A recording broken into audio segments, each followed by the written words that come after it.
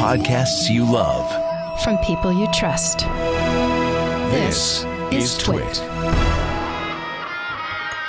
Hi, this is Leo Laporte, and this is my Tech Guy podcast. This show originally aired on the Premier Networks, coast to coast, on Saturday, January 22nd, 2022. This is episode 1861.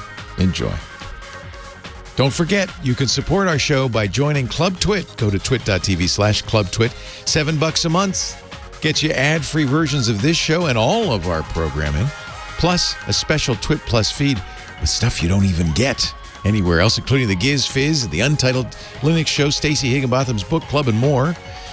And, of course, the amazing Discord. Join Club Twit, $7 a month.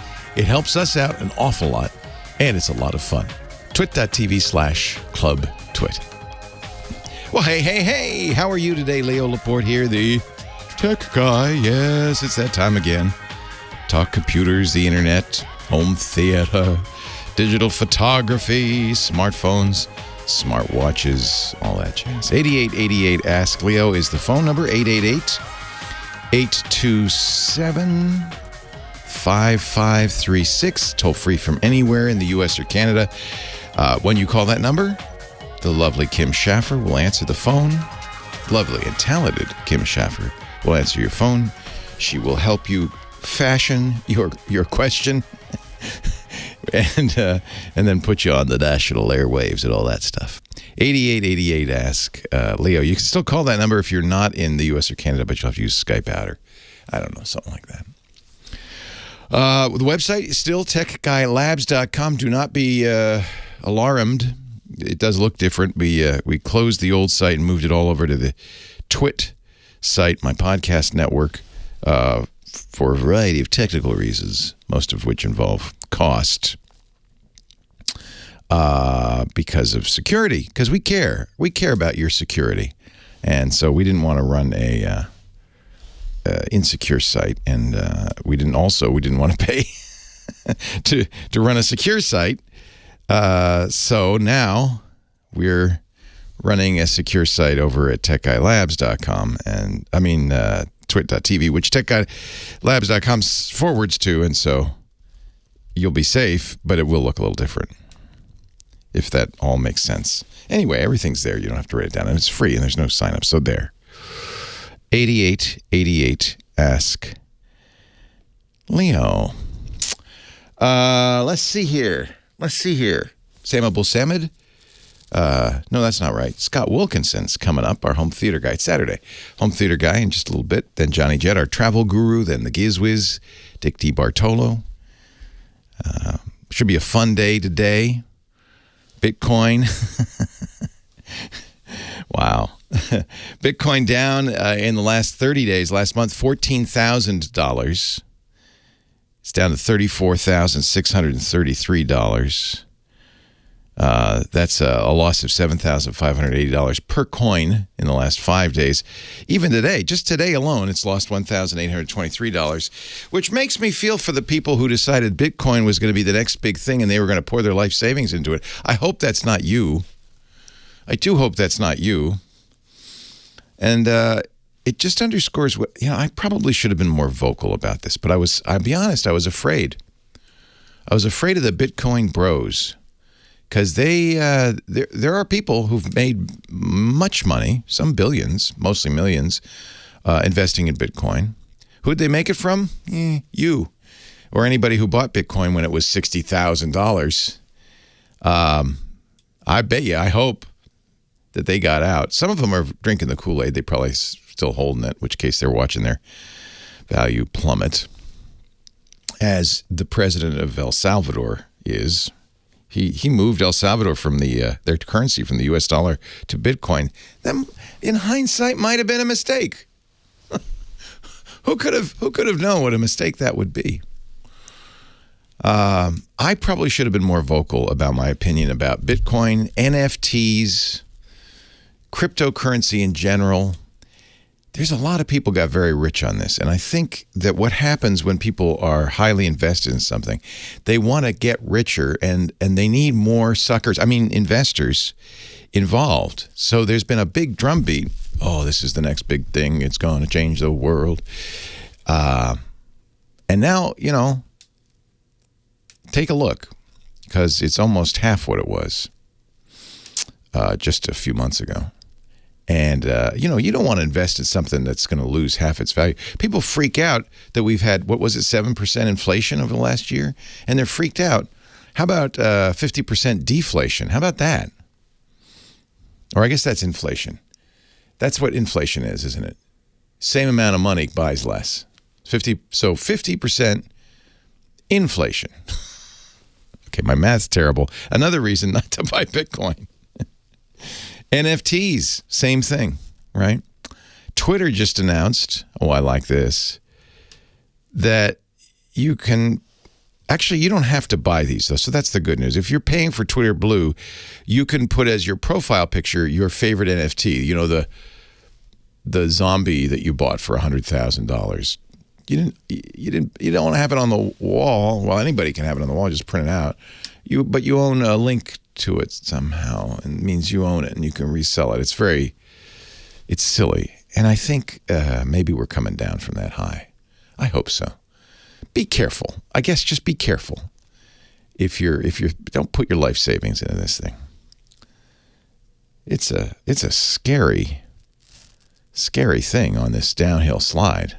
A lot of people screaming as the hill comes up and they go sliding down. And IRS is going to require facial recognition to access your taxes. ID.me, are you familiar with that?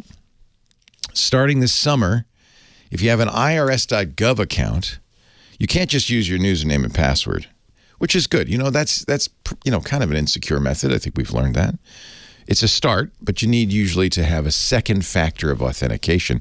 That's what the IRS is going to want. A government identification document, driver's license, passport, state ID, a selfie, copies of your bills, and you're going to send them to a Virginian-based identity verification firm, ID.me, to confirm your identity. You'll have to, in effect, provide biometric information, a picture of yourself. This isn't, we're seeing this more and more. Some of you may have received that request from Facebook. Upload a picture of yourself with your driver's license and today's newspaper or something. I can't read. Is that what they did with ransom notes, right? If you have an existing IRS username, please create a new ID.me account as soon as possible, says the IRS. We're bringing you an improved, more secure, I'll grant you. Improved? Well, guess it depends on how you're looking at it. You won't be able to log in with your existing username and password starting this summer. Now, I am sure we're going to trust ID.me with pictures of our driver's license, right? I mean, the government wouldn't send us anywhere untrustworthy, right? ID.me, by the way, is maybe you've heard that name because many states use it to help track down the billions of dollars they're losing in fraudulent unemployment and pandemic assistance claims. And who does it? Identity thieves pretending to be you, but they don't have your driver's license. ID.me has 64 million users, gets about 145,000 new users every day. I think that number will go up. Some 27 states are already using it. I'm sure it's trustworthy, but boy, doesn't that make it a target for the bad guys? Wow, if we could just crack that database, just imagine what you'd get. Just imagine. Now, if you don't have a driver's license or utility bills or, the kinds of things that could prove you are who you are, apparently you can use details about your mobile phone service to verify yourself. Then they may ask you for a recorded live video chat. When they look you straight in the eyes. Are you really you?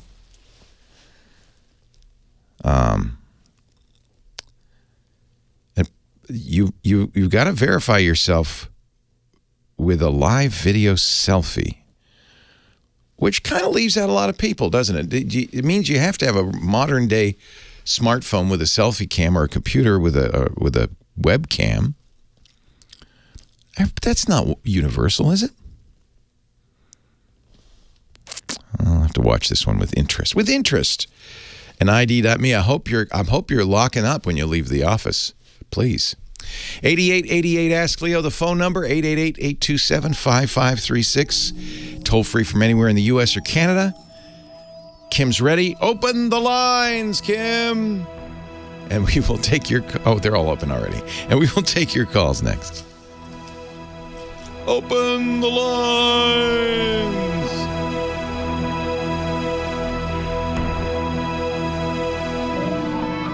You are definitely... You came to play. I did. As did I. You're wearing my jacket. I love 49ers.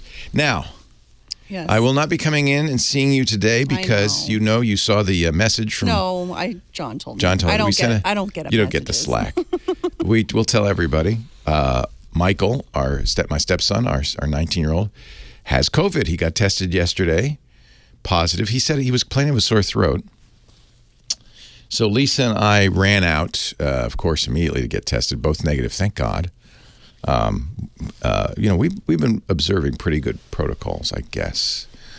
But this one's getting everyone. Yeah, I'll keep getting tested. Michael's now locked in his room. Poor guy has to watch his Green Bay Packers go down all alone. I in his know. room. It's so sad. So sad. He's a Packers fan. Leo. But I know. Anyway, so I am now in what you call the quarantine, right? Yeah. So I have to stay away from you. I'm wearing my mask, but I can use my studio because nobody comes in here. And thank you, John, for not turning on the lights, and not coming in, not doing anything. That's right. Back to the early days of the pandemic, basically.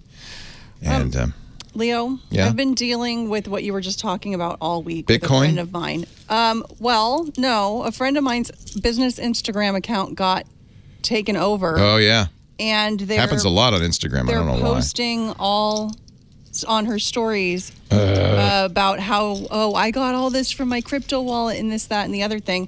And they're trying to get $2,000 in Bitcoin from her to give her her account back. I go, do not do that. No. You can recover it. We're trying. I know it's hard. I've sent reports. She's sent reports. Yeah. It's been since Wednesday, and we haven't heard. She'll get it back. There's a lot of people, and unfortunately, I think Instagram is really insecure because I think people get hacked a lot on Instagram. Oh, it's bad. Somebody called last week about this. She even got the email that says your email and phone number have been changed. If this isn't authorized, click here.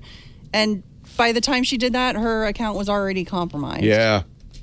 It's kind of amazing, so isn't it? We're at a loss. She's just like, I haven't been able to do business for 3 days. This is my livelihood. It sucks. So I'm sorry. I don't know where I've done everything. I'm kind of her IT department, and I'm sorry. You'll get it back. It's just slow. It takes a while. They're not jumping on it. Well, there's. You have to be a celebrity in order for them to billions of users. care, I think. Yeah, it's billions of users. They care. It's just, there's only, 1 million people working on it, so it'll take a while. Only 1 million. They probably don't. The scale is unbelievable, and that's why they're not going to respond very quickly. But I hope she gets it fixed soon. Yeah, they said, she said, I'm not giving you any money. And they said, okay, well, we're blocking you from her other account. We're blocking you now, and your entire profile is going to get deleted. Well, it's still there right now. I've been watching. I am guessing she didn't have two-factor on her account. She didn't until I told her to. Now she does, but it's too late now. I put out a PSA on my Facebook the other day. But everybody get two-factor. We've said it so many times. At the very least. Yeah. And then if you're sophisticated like Leo, you do Authy or something like that. Yeah, I bought not only Authy, I have a YubiKey. Yeah. YubiKey, the little hardware thing. Well, I'm a target, right? So. Yeah.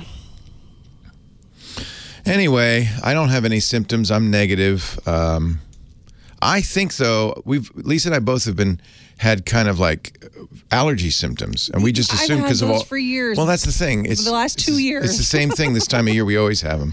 Yeah. But I also think that might be us fighting off the plague. So yeah. Anyway, we'll keep testing, and I'll. Well, if you're testing negative and you think you already had it, then you might. No, I don't think we had it. Oh. I was just boosted a month ago. I think I'm fine. Well, I don't know. She might give you some love, but mostly she'll just give you a hug. 49ers fan, I can tell. Kim Schaffer. Happy 49er Day. It is. I've been waiting all week for tonight. I have too. And I was so pleased that they scheduled this playoff game after Saturday hours. At 5, yeah, right? So I could see it because I missed the last one. I was afraid it was going to be another Sunday at 1. Yeah, we missed those. Yeah. Hi, Kim. Hi. I'm a little toasty in my gold 49ers jacket. I'm definitely toasty. Can I take it off now? You can, but you have something underneath too. Underneath it, I'm wearing a pretty special, kind of a cool story. Yeah, tell me the story. Many years ago, I met a guy named Tom. We were doing a radio show in Marin at what they called the Marin Computer House. This was in 1995, I think, or maybe 6 or 7, but it was in the 90s, and the internet was brand new, and the developers were so proud they'd made this house so techy, right? So we did a show from there, and a guy pulls up, and I have to say, I've been telling this story for years, and I said in a Rolls. It turns out it was Jaguar XKE, still a very nice car. Points at the car, says, "You bought me that car," and I said, "What?" I said, "What?" He said, "Yeah, I was listening to a radio show. You were talking about this cool new thing called get ready for this, the zip disk." So I bought into the iOmega company, made a lot of money. Right. I hope he sold the stock. I think maybe not because he's now working as a realtor. Yeah. So, anyway, he still has the XKE, I think. But he also had this sweatshirt from the 1995 Super Bowl. The last one the Niners won, and it's actually on my wife's birthday, January 29th, 1995. So he just sent it to me, saying, awesome. You probably don't remember, but I came and said hi to you in Marin in 1995. Would you say his name is Tom? Tom. I said, Tom, I know I remember you. I owe you. I've been dining out on this story for years. Thank you, Tom. So he stayed in touch, and thank you, Tom, for sending me this beautiful shirt. Enough of that, or sweatshirt. It's a commemorative Super Bowl. What is that? XXIX I think I've seen that 29. shirt before. That's all. Yes. Oh, yeah. He says, I only wore it twice. My mom still has hers from one of the 80s Super Bowls. Yeah, so this is the last one the Niners won, so it's a perfect one to wear today on their way to their next Super Bowl. We're due. We're definitely due. Hope lives eternal in the fan, doesn't it? Who should I talk to Let's first? go to John in Stafford, Virginia. He needs to print out a text conversation. Is this a printer question? Not a printer question, but he does need to print. Okay. Thank you, Kim. Hello, John. Leo Laporte, the tech guy. Hey, Leo. Thanks for your time. I appreciate it. Oh, I'm so glad you called. No, it's my pleasure. What's up? Yeah. So I got a conversation I want to record or get a record of hard copy. Is it an upcoming conversation? Yeah, it's coming up in about a week. Okay. Do you have a way to record it? Just normally record it? Well, it's a text conversation, so like a text. I see. It's a chat, not a verbal conversation. Because I was going to recommend a service I use called Otter.ai, which will take an audio recording and make a very good transcription of it. But you actually don't need that because you have a transcription. It's just a chat. But the chat is probably one of those customer service style ones where it's on a web page. No, this is like SMS messages. Well, that's easy. iPhone or Android? iPhone. Okay. So there are a number of programs that will copy your iPhone data off, including your text messages, for saving on your computer, at which point you can do whatever you want. The one I've recommended for a long time is called iMazing, which I really like. But it's not cheap. It's $50. And the folks at Ease US do make a free one. I'm not familiar with this, but I would try it and see if it'll do what you want it to do. They sent me a note saying, hey, you always recommend iMazing. You ought to try our iPhone recovery program, or it's iPhone backup, I guess is what you'd call it. So EASEUS, like ease your mind. And they call it Mobi Mover, MOBIMOVER. Anyway, worth a try. It's Windows or Mac. You can download it. It's free. See if it'll. I would do it today with an existing text conversation just to make sure. Of course, the nice thing is you can have that conversation. It's going to be in your messages, so it's not going to go away. So if it doesn't, if this isn't the right thing, try iMazing. And of course, you can always go to your iCloud account. I think you could see messages there. Well, so the person that was texting me was not using an iPhone. They were using an Android product. Yeah, it doesn't matter because it still comes into Apple's messages. So it's treated. Yeah, I guess I just realized when I was trying to troubleshoot it that I hadn't set up my phone to forward my messages to my iPad or anything like that. So they're just on my phone. That's fine. That's totally fine. All you need is a way to copy what's on your phone onto a computer so you can print it. And those are the two programs, MobiMover from EaseUS and iMazing. Both have free trials. I think MobiMover is free, at least limited version of it's free forever. But iMazing is the one I use to back up, to copy, not just text messages, everything that's on your phone. It's a very useful utility. MobiMover will do it as well. Great. Okay. Yeah, it's nothing is lost. As long as you got it in messages. And it doesn't matter how it got into messages. That's pretty much the same for any messaging program. As long as you can back that data up, you can recover it. Steve on the line from Costa Mesa, California. Leo Laporte, the tech guy. Hi, Dr. Leo. Hello. Hello, patient Steve. Hey, my PC Microsoft wants to give me a health check on my PC. I've got enough health. As long as it doesn't say bend over and cough, I think you're going to be okay. Oh, good. Yeah. Anyway, mouse is working good. My mouse jiggler's working fine. All the PCs Wait a minute. Are you really using a mouse jiggler? Tell me the truth. Are you? I built one. That's awesome. It's on standby. People look at it and go, what the heck What is that? So, I took two Dick, CDs. you may remember a few months ago on the GizWiz, Dick mentioned these mouse jigglers, and we couldn't figure out. We thought, well, is it so it doesn't go to sleep? I found out later people use it to pretend they're still working. Yeah. If you work from home and your boss has put something on your computer to kind of monitor you, you use a mouse jiggler to. I made my own. I took two CDs and put them together and put a quartz clock in the middle. Oh. Tinfoil on the second hand, and it goes by every minute. It jiggles the mouse. How clever is that? I didn't see one. I've seen people hook their mouse onto their oscillating fan with a rubber band and do all kinds of That's stuff. hysterical. Anyway, so the health check is a feature of Windows. Yeah. You just run it. It'll tell you things like how your battery's doing. Whether your storage is full. It's a pretty primitive tool, but this is for the Windows 11. Say again? Oh, yes, it will check for Windows 11 eligibility too. I would personally, I'm not a fan of Windows 11. I would stay with Windows 10 until they force you to move, which is not till 2025. Leo Laporte, the tech guy.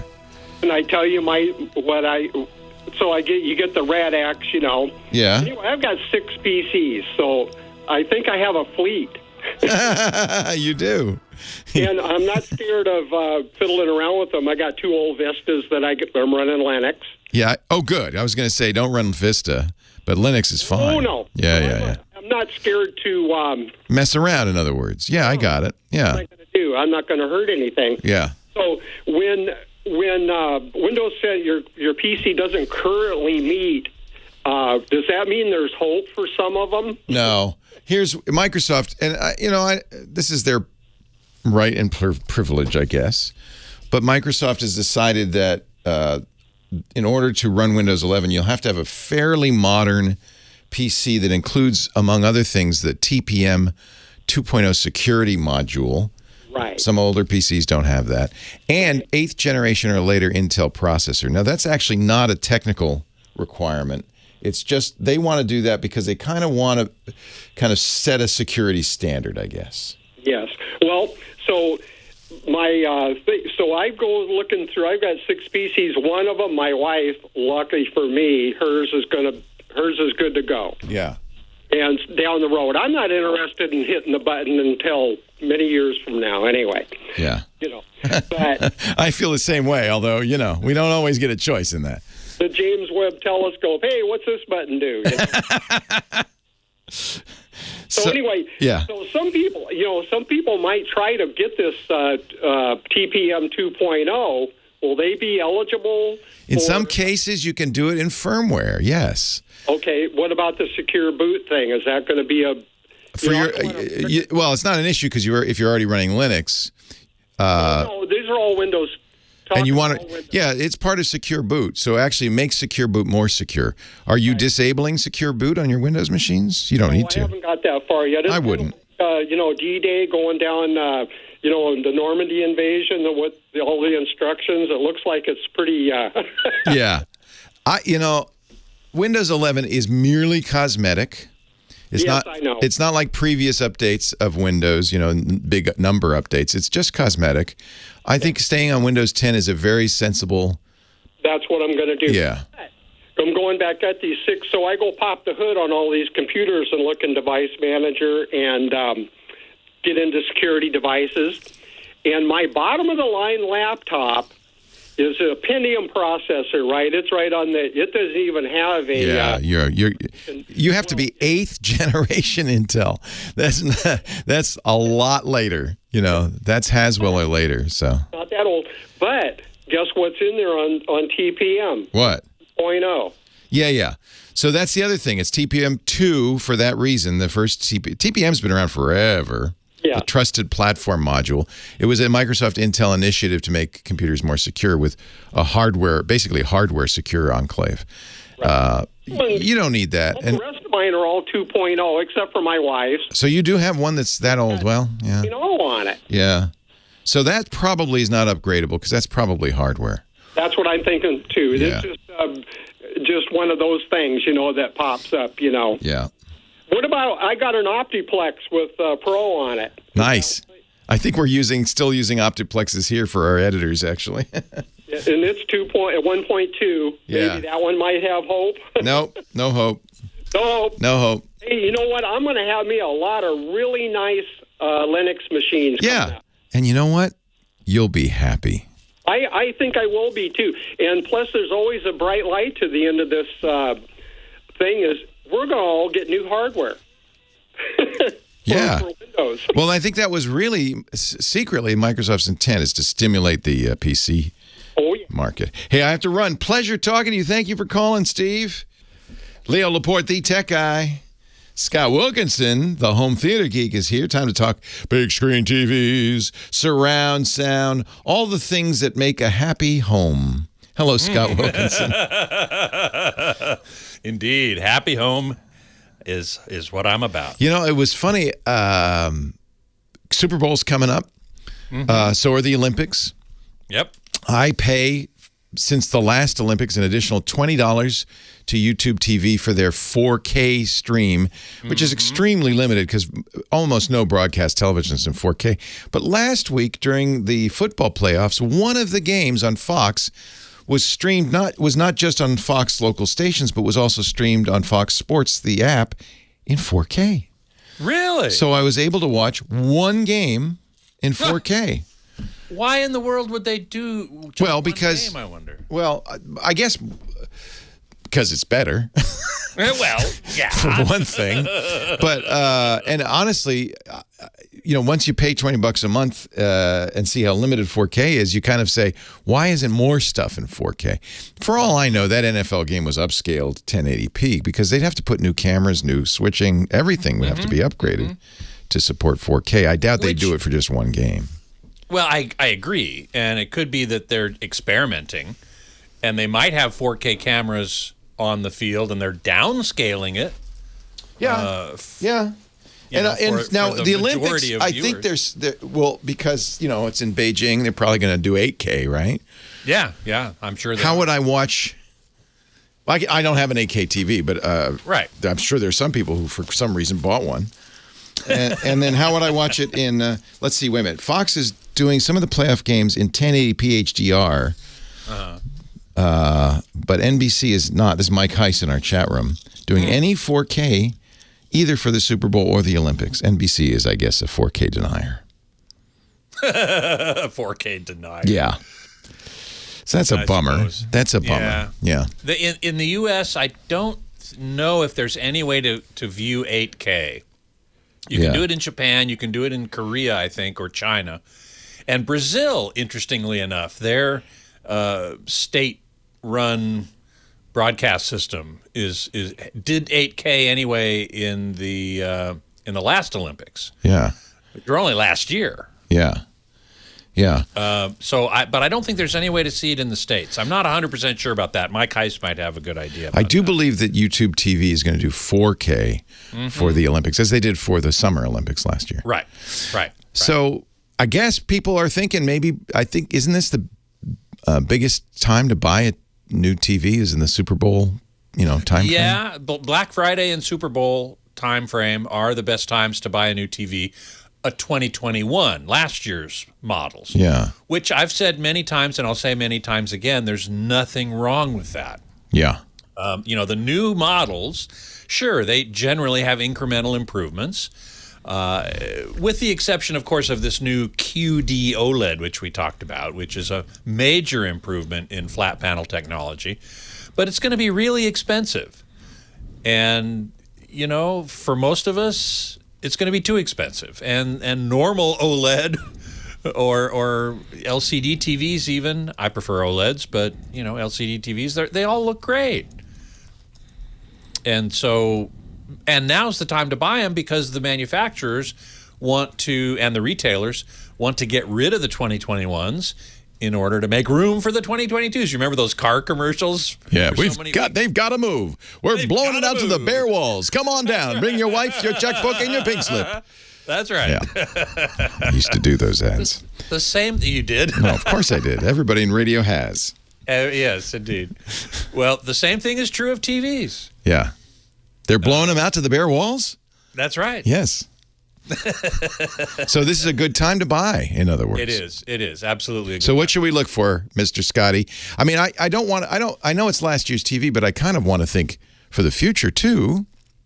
Well, sure. And except for this QD OLED technology, the same technology is going to go ahead in the future, and it's going to be just fine. The processors are wonderful. The upscaling and so on are just fantastic these days. They're using AI for that, and it works really well. So I recommend getting the largest size you can. The largest size you can, okay. You can afford. And I prefer OLED over LCD because it avoids a lot of the complications. I love it, man. Problems. I love it. You have a much wider viewing angle. Each pixel brightens or darkens as needed. It's not a zone system. If you're going to get an LCD, get one that is FALD, full array local dimming, which more and more of them are these days, but they're generally in the mid to higher range of each manufacturer's lineup. So in the TCL lineup, for example, it's in the 6 and 8 series. I don't think the 5 series is FALD. I might be wrong about that, but lower than that, it's not. It's the LEDs are arrayed around the edge of the screen, and it just doesn't have as good uniformity, as good black level, as good contrast. So that's going to be what you're going to want to get if you get an LCD. For the inexpensive models, I recommend TCL and Vizio. Generally, are the ones to look at. TCL and Vizio. Okay, Vizio's still good, huh? Oh yeah. Good to know. Hisense is also a good Chinese brand. They've been making good inroads. For the more expensive lineup, Sony is generally excellent. LG OLEDs are excellent. I highly recommend LG OLEDs. Sony OLED is fine too. Samsung at the higher end is fine, but their QN 7, 8, and 9 series are FALD, so those are kind of at the higher end of things. So look for those kind of TVs. And you won't be disappointed. The Sue the writer in the chat room just bought a TCL on my recommendation, and she loves it. I think they're very good. Yeah, they're very good. Yeah. Someday we should talk about these smart TVs and some of the marketing shenanigans that are going on. For instance, I've seen a number of people with TCL TVs with Roku built in are getting banner ads, not during while they're watching TV, not what? Yeah, so. Oh, I haven't heard of that. So if I got to look into that. For example, I don't know if it's this company, but if a Target ad is on, because they know you have a smart TV, they'll pop up a banner. You could click for a coupon. And well, during an ad, okay, I can guess. see that. But during the show? I guess. And then some say, oh, you could turn this off. But then some say, no, it's on. And maybe it's on by default. Anyway, and of course, they're putting cameras in TVs with the ostensibly so you can, now you can Zoom with them or Skype or Teams. But really, it's to see if there's anybody in the room watching the ad. I mean, and they've got microphones listening to what you're watching. So they can. Oh, man. That's a whole. I'm sure I'd love to hear you talk more about that. That's general advice, this is just one more reason why I say, too bad about the smart TV, but don't connect it to the internet because it's phoning home. Right. So that's why I use a standalone Roku box. I mean, it's still phoning home, but or an Apple TV, maybe you're, or an NVIDIA if you're a gamer. Yeah, but they don't have a camera or microphone on them. And right, exactly. Yeah, it's just something I'm kind of hyper aware of. I totally agree with you. And as far as I can tell, you're going to have to buy a smart TV. It's just you don't have to connect it to the internet. There's no such thing as a dumb TV anymore. No. No such thing as a dumb AV expert. No siree. We've got him, the king, home theater geek, Scott Wilkinson. He's a contributor at techhive.com. And probably will. Are you going to watch the Puppy Bowl this year instead of the Super Bowl? Of course. Yes, I thought so. Of course. The Puppy Bowl. I can't wait. Not a sports fan, I can tell. Hey, thank you, Scott. Leo Laporte, the tech guy.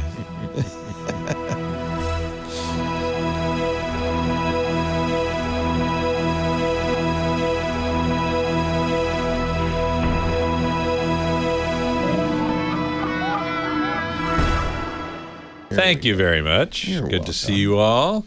Somebody here put up a note. Oh, Mike B. Apple TV remote has a mic. So do Roku remotes. That's true, but I trust Apple. I don't think they're spying on us. Roku, obviously doesn't mind. Right. Right? Right. Now, normally, I mean, ostensibly, you're supposed to push a button on a Roku remote, and I think on an Apple TV remote as well. Yes, you have to push a button. So even though it has the a mic, microphone to listen. Yeah. Right. I mean, but there's no guarantee. Now, whether or not they, that may just be saying, "Hey Siri, pay attention to what Leo's been saying all this time." Right. Right. Exactly. You can't trust that's actually the case. That they're not listening when you don't push the button. But it's a good question. Dr. Mom, Grandma, Team Rough or Team Fluff? I don't really care. See, now I know how you non-sports ball fans feel when we talk about it. Team Rough or Fluff? I take it that's a Puppy Bowl thing. Huh? That's a Puppy Bowl thing. Yeah. There's Team Rough and there's Team Fluff. Oh, jeez. Oh, yes, guys. Yeah, Mike Klein, by the way, Mike Mann in the chat room, will be watching right along with you this evening. He's a big 49ers fan. Oh, yeah, we're excited.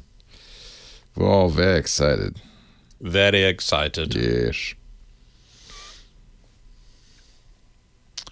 The Sue the Writer says, Samsung remotes have weird setups now, by the way. Play and pause are two different things. Oh, that is weird. That is weird. Play and pause should be the same They probably, button. in their studying, realize people can't tell what's going on or something. I don't know. There might be some reason for that. Doug M. says he's super happy with a 4K LG UN880 32-inch monitor. They make good monitors. I've never been that happy with their LCD TVs. Their OLEDs, I'm super happy with. Yeah.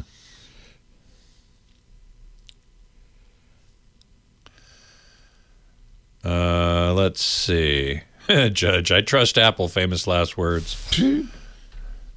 I prefer the Kiddie Bowl, personally. I don't know the Kiddie Bowl. I do know that at the Puppy Bowl, cats are normally the halftime show. Kitty halftime show. A couple of years ago, they had Kitty Perry. You want to stick around for the top, sir? Sure, happy to. Thank you. Leo Laporte, the tech guy. 8888 Ask Leo, the phone number. Bob is on the line from Haines, Alaska. Hey, Bob. Hey, good morning. Scale 7 SKA here. Oh, my. W6TWT. Nice to meet you. like to know if there is any way to spoof an IP address location in order to correct it, not in order to fake it. And I cannot use a VPN because there are no VPNs in Alaska. So your problem is that and by the way, this is why IP geolocation is a terrible solution. Somebody thinks you're somewhere else. Is that right? Correct. Yeah. Paramount Plus will not provide me a local CBS station out of Anchorage because they're saying I'm in Seattle, 1,700 miles away through Canada. And that's probably because of your internet service provider. They probably are in Seattle themselves, and so. Well, yeah, Southeast Alaska, AT&T Cellular. I use AT&T Cellular hotspot. They use microwave links between all the islands here in Southeast Alaska, and it ends in Seattle at 555 Pike Street. Wow. That's an interesting problem. You know, geolocation using IP address is traditionally horrible because there isn't it's not a very reliable mapping between your IP address and your actual location. And in fact, there's a very famous story of a family that lives at the geographic center of the United States. I think it's in Kansas. And because for a long time, one of the firms that does location would say, well, that IP address is in Anchorage or whatever, when it didn't know an IP address, would just do a dummy location in the middle of the country, which makes sense, geographic center of the U.S., except that that's where this family lived. So for years, they would get irate people knocking at their door saying, my iPhone is here, or, just all sorts of random nonsense.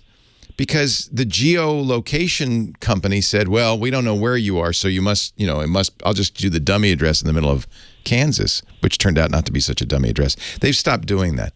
So it's a terrible way to do it. I don't think there's really any way. You could use a VPN, by the way. There are VPNs anywhere, and there must be a VPN with a point of presence in Anchorage. I've called all of the major ones. None of them do, huh? Anything in Alaska. Nobody wants to serve Alaska. So that's how that would work. You would use a VPN. You would emerge into the internet through the VPN's server. If it were in Anchorage, then no problem.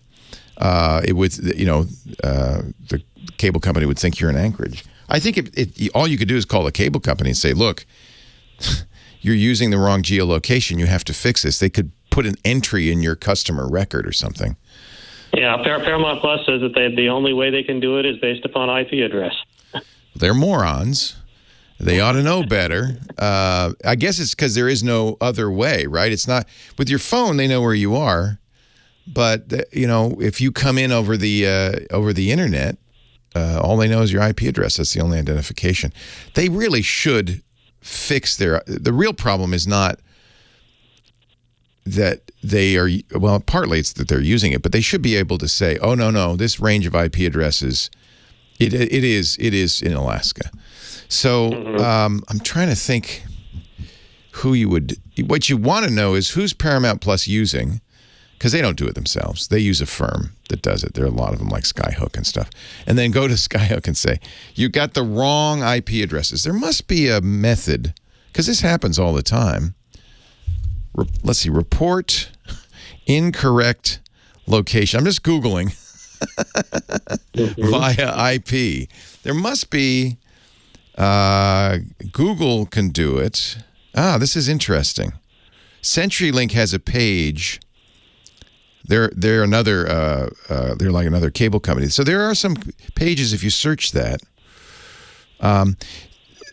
There are ways you can perhaps correct that database. I think, IPLocationTools.com is one where you can report an incorrect location. You've got to find the company that Paramount Plus is using. Who knows? Paramount Plus is new, and they're obviously haven't learned all the ins and outs of this thing called the internet. Right, yeah. VPN is the only way. I'm trying to think, how else could you spoof your IP address? I mean, there are illegal ways to do it. They're not fully illegal. Hackers use it. They use techniques like raw sockets, but I'm not going to recommend doing that. You can spoof your IP address. a little complicated.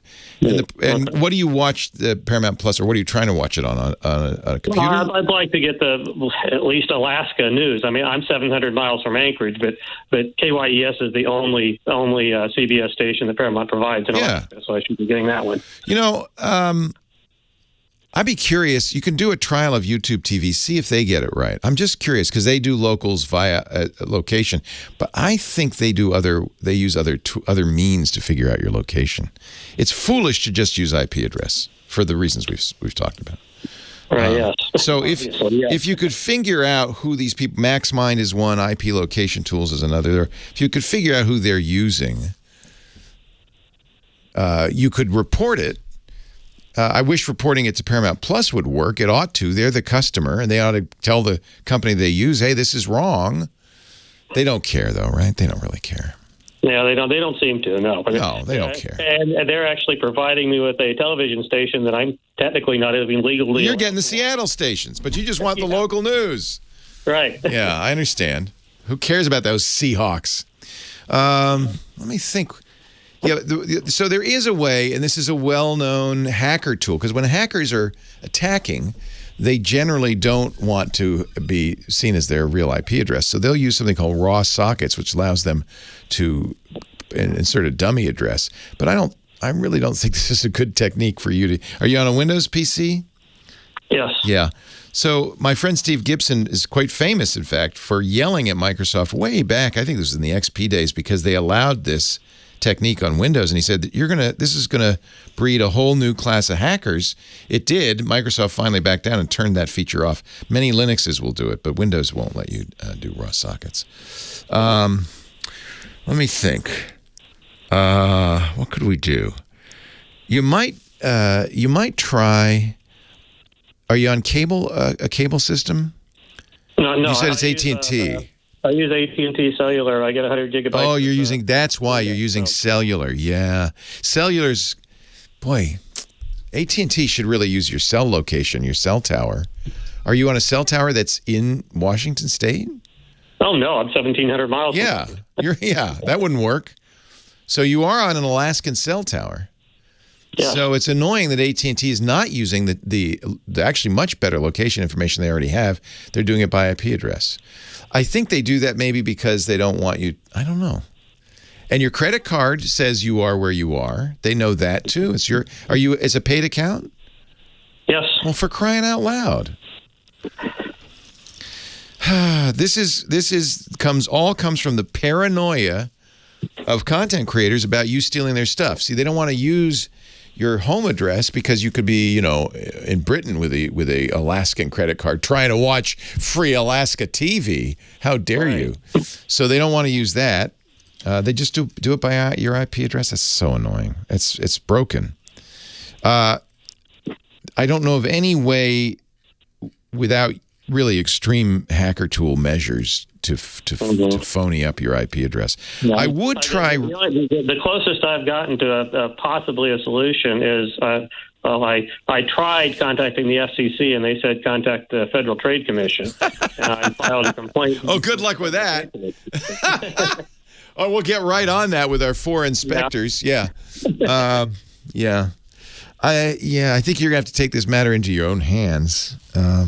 If you can't get Paramount Plus to jump, if you could get them to tell you who they use for IP location database, say, look, my IP location is wrong. I would like to correct it. Who do you get that information from? What company? You could then go to that company. You might even go, there are a number of companies that do this. If you get the big 5, it might be sufficient. And by the way, you're doing your neighbors a favor. The other thing I would certainly try is rebooting everything, because maybe the system will relocate you. Sometimes that happens too. Leo Laporte, the tech guy. Or you could get a friend. If you get a friend in Anchorage to set up a VPN on their router, you could go through it. Yeah. Because you need a techie friend, but most routers, a lot of computers and stuff have the capability of being a private VPN server. You'd be using their address. In fact, you wouldn't even need to use a VPN if you could remote access their computer. You could watch it on their computer. What you need is a little pied-à-terre in Anchorage. You put a TV set there. AmericanVPN.org/state/Alaska will list VPN services that have servers in Alaska. So apparently there are some. I'll put that link in the show notes at techguylabs.com. AmericanVPN.org/state/Alaska. So that's another solution. Maybe find a VPN provider in Anchorage. Hey, thanks for the, but that's a good question. An interesting puzzle. Yeah. Yeah. But it's, you know what, it's actually a great question because it kind of forces us to understand how all this stuff works and why it works so poorly. And I'm sure the guy who called it Paramount Plus has no idea. Well, the AT&T doesn't even know how their cell phone system works in Southeast Alaska. It's interesting. So you're on a cell tower in the islands. And that cell tower definitely is in Alaska, but AT&T is reporting it. Well, no, actually, that's not what's happening. AT&T is giving you an IP address from their pool of IP addresses at the Seattle headquarters, which is probably the nearest headquarters. Yeah, that's probably what it's doing because it's all done. Between the islands here in southeastern Alaska, it's all done by microwave towers. So how interesting. So how many people live on your island? Well, I'm not on an island. I can actually drive to Canada from here, 40 miles to Canada from Haines, Skagway, and Hyder. So you really communities in southeast that are on the road system. Oh, that's very interesting. Okay, is it still pretty remote? Well, there's 1,800 people live here. Okay. And how close are you to like Ketchikan? Oh, Ketchikan? Yeah. 800 miles. Oh, okay. So we're all the way up at the top, north of Juneau. Oh, okay. Canadian border. Yeah, I've been to Juneau and Ketchikan, and I've been to those peninsula, southeast Alaskan areas on cruises. In fact, we're going again in July. So you coming up to Skagway or? No, not that far, but it's beautiful. I love where you live. It's gorgeous. Yeah. It is. Is it freezing now though? Isn't it cold? Oh no, we've gotten several inches of rain and it's 43 degrees. Right? Oh wow. You're probably warmer than we are in many days. Yeah, you had you were in the 70s recently. I seem to remember. That was I think Kodiak. Kodiak. Okay. Yeah. Crazy. That's just crazy. Well, I'm sorry I can't be of more help, but it was a great question because it gave us a chance to talk about this whole problem. So thank you. And there's some places you can look. Try that. I'd be very curious if that American VPN link works. It gives you something. Yep. Okay. All right. The last time I talked to you was on Call for Help. You're kidding. You're kidding. Wow. What did you call then about? Do you remember? I don't remember. That was about 20 years ago. Yeah. Oh, that's great. I love it. That's one of the best parts about being on Tech TV is all the people who remember that. It was so much fun. Gosh, what a great place to go. MaxMind does it. If you go to whatsmyip.com, it will show you places you can go. Oh, this is good. Whatsmyip.com. You can they give you 3 different IP location companies that you can update or alert them. It says it might take as long as a month. Okay. So IP address location incorrect. What is my IP? Why is my IP geolocation incorrect? Et cetera, et cetera, et cetera. That's good. We'll put a link there. This one's showing me IPv4 is in Seattle. IPv6 is in Oregon. Oh, even worse. Even worse. Well, that's just AT&T. You know, they're using a pool of IP addresses that are associated with their Seattle location or their Oregon location. Hysterical. Hey, a pleasure talking to you. Yeah, nice talking to you too. All right, take care. Sorry, Scott, we used your time up. That's okay. I'm putting you back. I apologize. No problemo. You are on. You got 5 minutes left. Have fun. 5 minutes. Woohoo. Woohoo. Go get a cup of Joe. That's what I'm going to do. I got to mask up, though. Yeah. I'm so sorry to hear that you've been exposed. Sorry? I say I'm so sorry to hear you were exposed. Yeah, poor Michael. I mean, he has to stay in his room. He only has a sore throat and a headache, but he's vaccinated, right? Yeah, he's boosted. As are all of us. Yeah, he's not going to get any worse, but at the same time. Still. I don't want him to give it to his grandparents. That kind of his friends who then might give it to somebody else. He has a friend whose father's an anti-vaxxer. I don't want him to give it to him. Oh. All of that. You just don't want to spread it. So we're locking him in his room. All right, go. Thanks. Hey, everybody. Nice to see you all.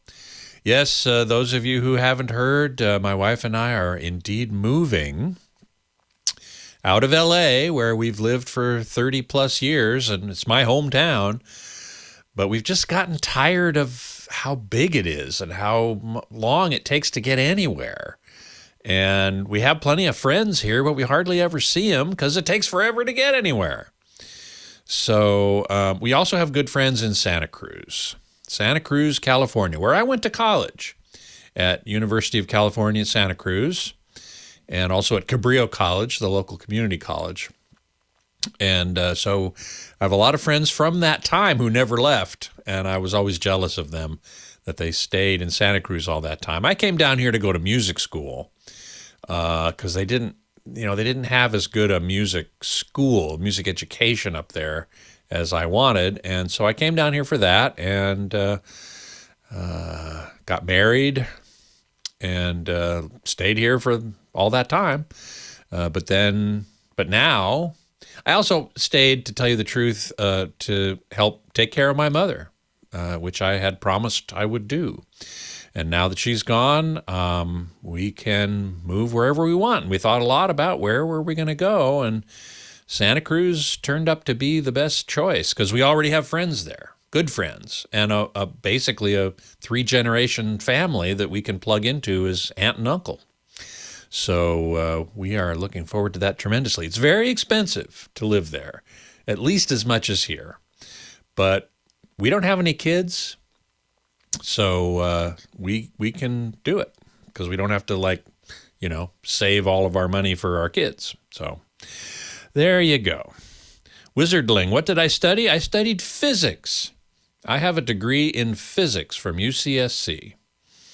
I also played music the whole time and studied music. I studied electronic music with Gordon Muma, who worked with John Cage and Merce Cunningham, a dance company. He was a big name in electronic music, so I studied with him there and played in the Santa Cruz Symphony and a bunch of other gigs and did a lot of music at Cabrillo College. But my degree from UCSC is physics.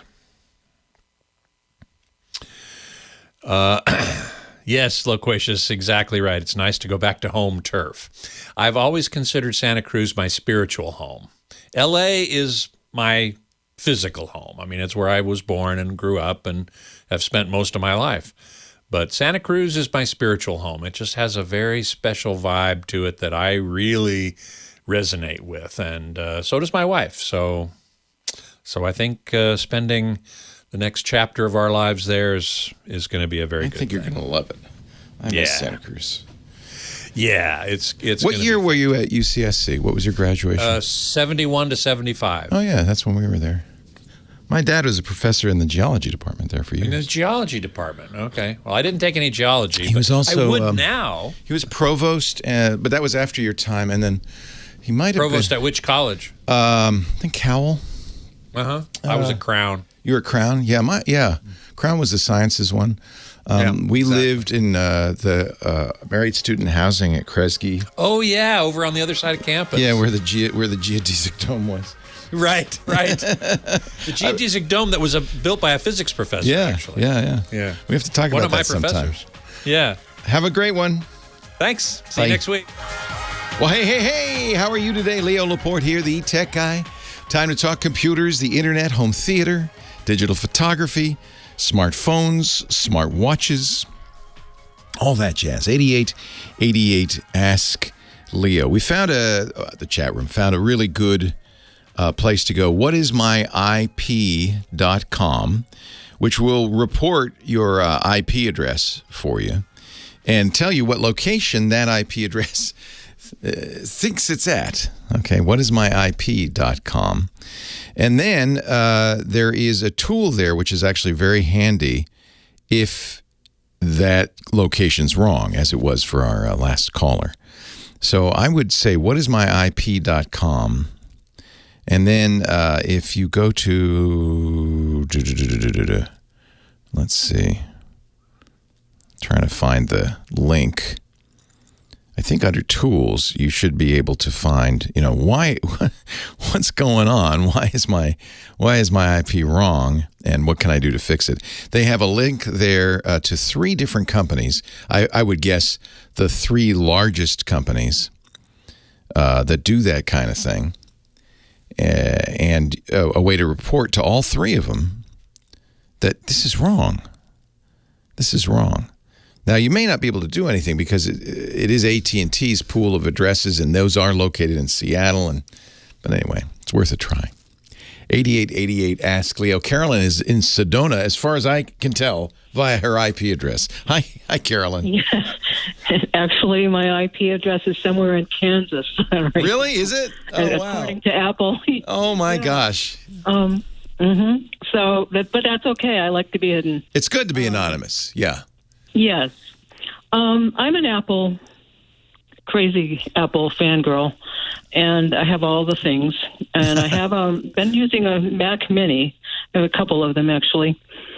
And it's a late 2014, 4 gigabytes of memory running Catalina. The last 2 updates have made it impossible to use Safari. Yeah, 4 gigs is pretty low. You won't be able to buy a new Mac with anything less than 8, I think, at this point. Yeah. A lot of unresponsive apps. And then a few days ago, I got the black screen of death. Oh. So that may be something else. That may actually be that it's starting to die on you. That usually is a hardware problem. Yeah, that's what I'm thinking. I thought about putting Linux on it, but then I said, well, I think it's going to be a doorstop now. But I wanted to ask you, I know that Apple is coming out with another Mac Mini. Yes. Here. Yes. But I don't need a Pro version. I do like to tinker. Well, there is a Mac Mini with the M1 chip in it, which they started selling last year. That's excellent. There are a couple of things. There will be a Pro version of that, I suspect, by spring, if not by June. The latest would be the WWDC. But the Pro version of that will have an M1 Pro or M1 Max, instead of just the plain old M1. There's not a massive difference in speed. The biggest difference is going to be the ports. It'll have a lot more capabilities, a lot more ports, maybe the capability to have more RAM in it. The current M1 Mac Mini tops out at 16 gigs of RAM. Right. As do all the first generation M1 devices. But I have to say, especially since you're moving from a 2014 iMac, it's going to be a massive improvement. You're going to be very happy. Yeah. What kind of tinkering? Is it hardware or software? Oh, I like to go on Keynote and create things. And this will be more than adequate. If it's software, this will be more than adequate. Yeah. No, you're going to be fine. If you need it, so there are some things that the next generation will have. A video playback chip, which is already in the M1 Pro and Max, second generation Max, and that makes a big difference if you're doing video editing or 8K video or 4K video. You don't need that. No. For numbers or Excel or PowerPoint or Keynote, fine. It's fine. Right. In fact, Microsoft just announced that Excel is now M1 native. So, but of course, you're better off using. Really? Yeah. Not PowerPoint or Word yet, just Excel. They're slowly working their way up. Okay. But of course, Apple's own iWork is really good. It's totally native. And if you like Keynote, stay with it. Yeah. Yeah. I use. I went yesterday. I spent half a day going through all of my documents and everything, and deleting everything, and making sure everything wasn't backed up, and because it could get the black screen again. Yeah, sounds like that's prudent to back up. Yep, that's very prudent at this point. It might be fixable and it might not. You just don't. It's you'd have to. There is a systems diagnostic in Catalina that you can run under the Apple menu. You might run that just to see if it can find anything wrong. Could be just a hard drive failure. You've got a spinning hard drive in there, which would be easy to fix. I'm thinking because it's on again, off again kind of thing. Sometimes it works beautifully, and other times it's like non-responsive. Yeah. It's elderly. Yeah. It's frail.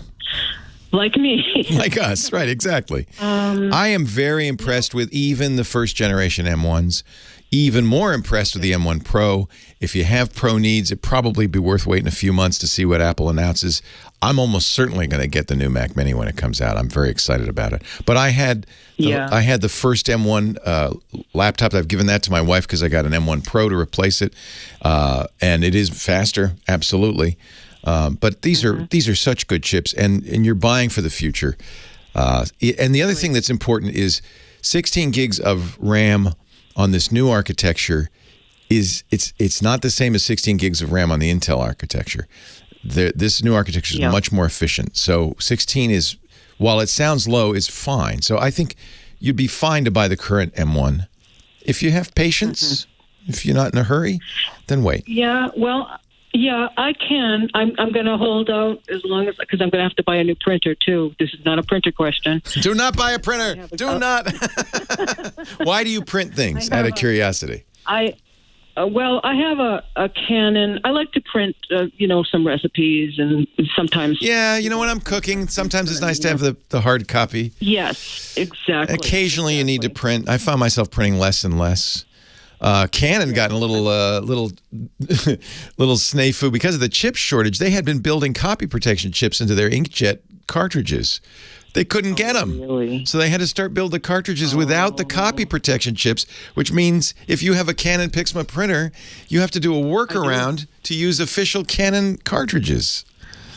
Oh, my God. DRM. Yeah. Digital rights management, copy protection. What a nightmare. Yeah. Well, I love my little Canon Pixma. I paid $20 for it years ago. Oh, wow. And I got it plugged in. And it's a great little printer. Yeah. But I don't know if it'll be. I haven't upgraded to. Is it USB? Operating system. Is it USB? Yes. Yeah, it should be fine. Yes. It'll work. Yeah. So anyway, now I have another Mac Mini in the closet, which is running Snow Leopard. Wow. Another frail, elderly computer. Yeah, but it was a fantastic computer. I just couldn't upgrade. I love the minis. I'm more of the opinion to buy a mini than an iMac these days because I had an iMac and I felt like it got older sooner because I couldn't replace the screen. I wanted a different, better screen. So if you don't tie the screen to the computer, I think it gives you more flexibility. I like that. Yes, it does. Yes. The Mini is Apple's most affordable Mac, and I think for good reason. It's a great little Mac. Yeah. Well, okay. I'm going to go ahead and I'm going to hold out as long as I can, but I'm ready. Either way. Either way. And remember, when they come out with the new Mac Minis, it'll mean probably a price drop for the old Mac Minis. So, Apple. Apple doesn't discount a lot, but it might. Yeah, you're right. So I'll just hold on as long as I could, as long as I can. And Best case scenario right now. Best case scenario is March. They will absolutely be having a March event, but it may only be iPads. And then if they don't announce it in March, I think it's about a 50-50 chance they won't. It's the chip shortage is what's killing this, right? Then it will be in June at the Worldwide Developers Conference. They will have to announce it by then because at the end of the year, they're going to have the new Mac Pros. So I think new iMac Pros, new Mac Mini Pros will be available by June. For sure. Okay. All right. Well, we'll keep our fingers crossed. I can, if the worst comes to worst, I can plug my phone in. Oh my! Like an animal. Okay. Yeah. Pleasure talking to you, Carolyn. I'm a Mac fan too, as you probably can tell. All right. Yes, I do. I listen to Mac Break Weekly every week. Good. Well, this is the kind of stuff we chew on, every week. What should you do? Yeah, what should you do? Yeah. And I've said this on that show, and I've probably said it on this show. I am in love with the 14-inch M1 Pro that I got. Not the top of the line M1 Max, but M1 Pro 14-inch laptop. It is so fast, so nice. Does everything I want. Amazing battery life. In fact, this morning I woke up and I, of course, as always, got up, opened it up. It said low battery. I hadn't seen that in probably ever. I just hadn't charged it in days and days and days. So I plugged it in. I'll have another couple of days of operation when I get home. 8888 Ask Leo, the phone number. We're going to take a break, come back with more of your calls. Don't forget, bottom of the hour, Johnny Jet, travel guru, coming up. Me? Oh, I'm Leo Laporte, your tech guy.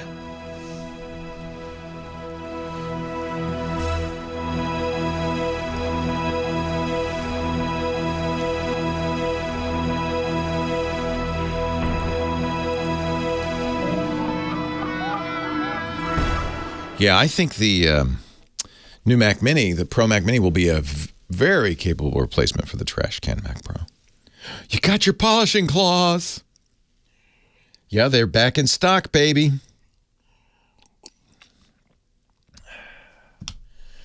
So the 5K in the iMac, great, absolutely. I'm looking at one right now. But what if you want a bigger monitor? Then now you have to connect a second monitor to it, which is what Lisa does. And that's kind of ungainly because it's just ungainly. I honestly think it's better to get a CPU that's separate from the monitor, and then you can have your monitor choices if you want. For instance, when I get my new Mac Mini, will be plugging in into a 55-inch OLED gaming monitor from Alienware. That is 4K, not 5K, but it's 55 inches. It looks great. It's amazing. So... going to be a good Saturday night tonight. I can tell you that right now. Leo Laporte, the tech guy. 8888 Ask Leo, the phone number. Jose on the line. Our next caller, Modesto, California. Hello, Jose. Hi, Leo. Welcome. Yeah, I have a quick question. I'm about to get the YubiKey. And before I do, I want to ask you, if I do get it, how will I sign in to services like Google, YouTube, whatever, using devices like Roku? Yeah, let me explain how this all works, because I use one and I'm a big fan of it. It's called the YubiKey, YubiKey. It's from a company called Yubico, Yubico. And it's there are many companies that make these. Google even sells their own keys. They're called the Titan security keys. The YubiKey is a little device. You can keep it on you can keep it on your keychain. And the idea is it plugs into the USB port. And to the computer, it appears to be a keyboard. So every computer will recognize, and the world will recognize it, because they just say, oh, use a USB keyboard. In fact, sometimes when you use it on some devices, they pop up a little screen saying, what's that keyboard you're plugging in? You just cancel that out. Then it has buttons on it, or a one or two, mine has two, that you press, and it will spit out a very long 20 or 30 character string of letters. But there's a processor in the YubiKey. So those letters change every 30 seconds, just like your Google Authenticator does. So it's basically a one-time authenticator, time-based, TOTP we call it, time-based authentication. And that time-based authentication is tied to that key. So unlike, say, a Google Authenticator, maybe somebody steals your phone and figure that out or whatever, this thing, they'd have to have this little key. Now, there's a couple of things you should know about it. First of all, your question is, how do I use it? Not everybody supports it. So Twitter does, Facebook does, all the password managers do, and that's actually the main reason you'd want to use this, because your password manager is like the most important thing of all, right? You don't want anybody to get into that. So this is what we call two-factor authentication. You still need your password and login. That's one factor, something you know. The other factor is either something you are by biometrics, like your fingerprint or your iris or your face recognition, or something you have, like a physical device like your phone or a YubiKey. So the YubiKey fits into that something you have category as a second factor of authentication. The nice thing is only you have it. So a bad guy trying to get into your password account or your bank account might even know your password. But they don't have this special authentication key. YubiKey can be used for a whole lot more than just that. But that's the initial use for it, as a TOTP, or time-based one-time password authentication. Not everybody supports it. Oh, the other thing you really need to know is you don't ever just buy one. You got to have two. One you can keep with you, keep on your keychain or whatever. I keep it on my keychain. But the other one you want to keep somewhere safe in case you lose the first one. And wherever you can use a YubiKey or a hardware authentication device, you can usually register multiple of them. So when you first go to Twitter and you say, yeah, I want to use a hardware authenticator, you can add 2. Make sure you add 2 and keep that second one safe. I actually always buy 3 because if you lose this, it's really tough to recover it, as it should be, right? As it should be. So this is the black diamond tip. So the first thing everybody ought to do, everybody, we hear from people all the time, my Facebook account got hacked, my Instagram got hacked. First thing you should do is turn on two-factor authentication on everywhere that lets you. Banks, password managers, Facebook, Twitter, Instagram, WhatsApp, anywhere that allows you to have two-factor, turn it on.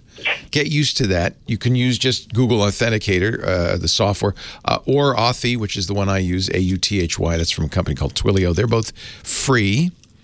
If you want a little slightly better protection, then you can use a physical authentication key, which is even harder for a bad guy to spoof, obviously. Google has a high-end, extra secure system for Gmail users. They started this after the Russians hacked the Democratic National Committee, John Podesta's account, email account, and of course all those emails leaked out. And it was because John Podesta was only using a login and a password, in fact, not a very good password. Had he been using two-factor, probably would have never been cracked. Google realized, well, we need stronger security for people who are targets. We can't just rely on a password and authentication. So they have something called the Advanced Protection Program. And the way it works, you get 2 hardware authentication keys. They're from Google. They call them the Titan keys. And and they also turn off some features that you might want. And it's not intended for you and me. It's intended for politicians, public figures, people who might be more likely to be attacked. Activists, journalists in conflict zones, that kind of thing. And good on Google for doing it. I'm not recommending advanced protection. I turned it on, and even I found it a little onerous. It was a little hard. It was a little much, and I don't think I'm that targeted. I'm happy to just use two-factor, but I should say every one of you should be using two-factor. So I'm glad you asked about it, Jose. If you want, YubiKeys are not cheap. They're $50, $60 each. But if you want the added protection of two-factor, and it's not just a little authentication application running on your phone, but it's an authenticator on your keychain or in your pocket. And there's an extra burden there. You can't lose it. That's why you get 2. Keep one at home or in your safe deposit box. I strongly recommend it. I think it's a very, very good idea. We're going to start traveling someday. But at least we can talk about it. Johnny Jet coming up next. Leo Laporte, the tech guy.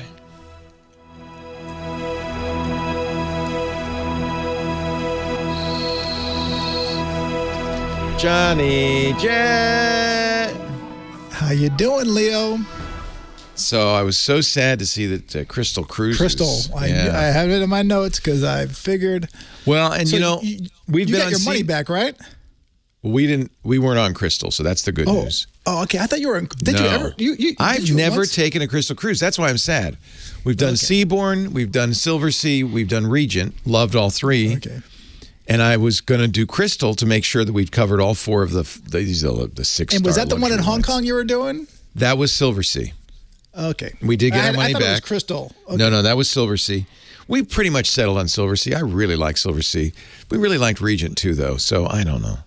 We were going to try Crystal too, because my secret plan, which is never going to happen. Retire on the cruise ship. World cruise. Take the show to the world. No. Take the show to the road. I would, if maybe that'll happen. Who knows? I'm not going to retire for a long time, so who knows? I might have a Starlink I have in my backpack. I don't know.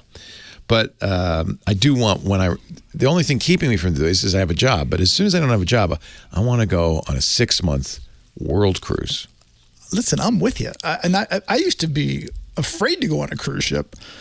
I was like, I'm going to feel trapped. Oh, people are afraid now because of COVID. Right, but still, the COVID rates, I just read it today. It was like 0.2% on cruise ships. Yeah, and everyone on the cruise are vaccinated. So those, most of the cases are very Our cruise to Alaska is still on. That's not, Holland America's fine. Good news. Dr. Mom's asking me if I've ever done talc. We did. We did talc in Japan and we did talc in France. But I think Lisa and I are not guided tour fans. I think we realized this because that's why we like cruises, because we have a choice. Like today, you want to do the tour or you want to stay on board or you want to just walk into town and do it yourself. And I don't like talc is so regimented. And do they make you do the tour? Well, you don't have to, but there's nothing else to do. You're in a hotel room. No, they don't make you, but you're part of a group. And if I've been on talc tours, but I've never been on their cruises. I've never done. We did the Japan trip. You did the river one too. I remember that. Yeah, the France one was river, and the Japan one was an ocean cruise. That's the other thing. I don't like their choice of the ocean cruises on a French cruise line. I didn't like. I see. They were very snobby. They would bring the wine menu to the French customers, but not to the Americans. It's like, oh my gosh, that's ridiculous. No, we do not have a wine. And then the other family sits down and bring it. Oh, here's the wine menu. Of course, you can take it. You have taste. We will tell the Americans what to drink. It was not great, but and so that's the problem. Is I don't like to be that regimented. The cruise is nice. Like we can have tours by locals in that port if we want. We can, I just like we can eat where we want when we want, and mostly we're not stuck with the same 20 people. He's been everywhere, man. He's making me very jealous. He's our traveling guy, Johnny Jet. He lets nothing stop him. He has seen the world, even though he's terrified of airplanes. And now he's here to help us travel like a rock star. Hello, Johnny. Hello. I used to be terrified of airplanes. Not I got anymore. over fear of flying. Now I'm most comfortable in a airplane. I think there's a cycle. So I didn't fear airplanes then. When I was flying a lot, I started to fear them more, and then I got kind of accustomed to the thing, and now it doesn't bother me at all. In fact, I fall asleep during takeoff almost always. My wife can. I cannot. I love looking out the window, but yeah, I love that too. But I get sleepy. I know I'm conditioned to get sleepy. But that's good. But I haven't gone anywhere we went to Mexico. That was fun. We went to Hawaii. We did a couple of trips last year. This year, we're going to stay closer to home until COVID breezes through, and then we're going to do an Alaska cruise in July. But I was very sad to see that one of the luxury cruise lines, a company in Hong Kong called Crystal Cruises, is belly up. Yeah, they ran out of money. Is that COVID? That's COVID, isn't it? I mean, they can't operate. They were in trouble before COVID. So people who've been on it, I've never been on one. Bill Handel at KFI, one of them, just love it. They said it's the best. The service is. The points guy was saying, they know what you want before you know, and it's there the minute you want it. So it's sad. I guess we'll never. Well, maybe they'll be bought, right? They might be bought, and they'll use the same brand name, possibly. Otherwise, Carnival bought everybody else up. Might as well buy them too. Well, I don't think it'll be them, but you never know. You never know. But if you do have a cruise booked with Crystal, make sure you try and get that money right now and hopefully you booked it on a credit card. And hopefully you bought travel insurance from a third party. That's why I talk about third party travel insurance. Don't buy it through the cruise lines when you're booking through cruises. You buy it through a third party. Yeah. For instances just like this. Yeah. It's very important. So, because if they're bankrupt, and I think they are in receivership, you're not the first creditor that's going to get paid back. No. But your credit card company will give you your money back if they held on to it, which hopefully, when they know a cruise company's or a company's in trouble, they do hold on to the money and then release it once you get on. Yeah. Yeah. So, but let's hope they come back. But is the cruise industry also just really struggling? I think they must be. I mean, every travel industry right now is struggling. Except, Florida's doing really well. Florida's had record numbers in terms of hotel occupancy, hotel rates. Yeah. But I mean, and also I just heard like Switzerland's having record numbers right now for their ski season. Oh, nice. So, I mean, there are some bright spots, but also, obviously, national parks are hitting it out of the ballpark because everyone wants to be outdoors. Yeah. So places like that. Yeah, we're going down to kind of a big Sur Carmel area just for a road trip, just because it's safe and it'll be fun. Although there's fires right now. I know. I heard the wildfires. Yeah, that's a problem. But this week, there's a couple things. First of all, the good news is actually this is really not good news. Domestic airfares are going to increase 7% each month, according to Hopper, which is a travel app. Wow. So if you're thinking about booking for the summer, they say by April, fares will be at 2019 numbers. So get on it. Wow. And with, these days with all the cancellation policies so lenient, I'd be booking flights now using your hotel miles and points before they start devaluing them, which a lot of people predict they will.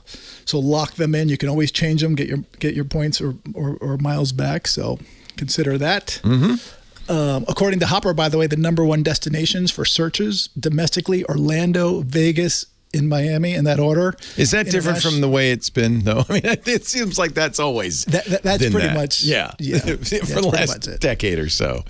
Orlando for Disney World. New York Las would Vegas. be in there. I think New York would be one of them. Really? Do people go? I guess some people do. Oh, New York's, I think, number one in the country for the most tourists. Really?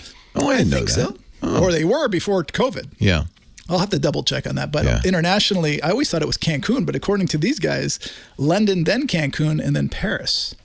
So that's... Well, I'll go to Paris any old time. Oh, I mean... Yeah. I love Paris. Yeah.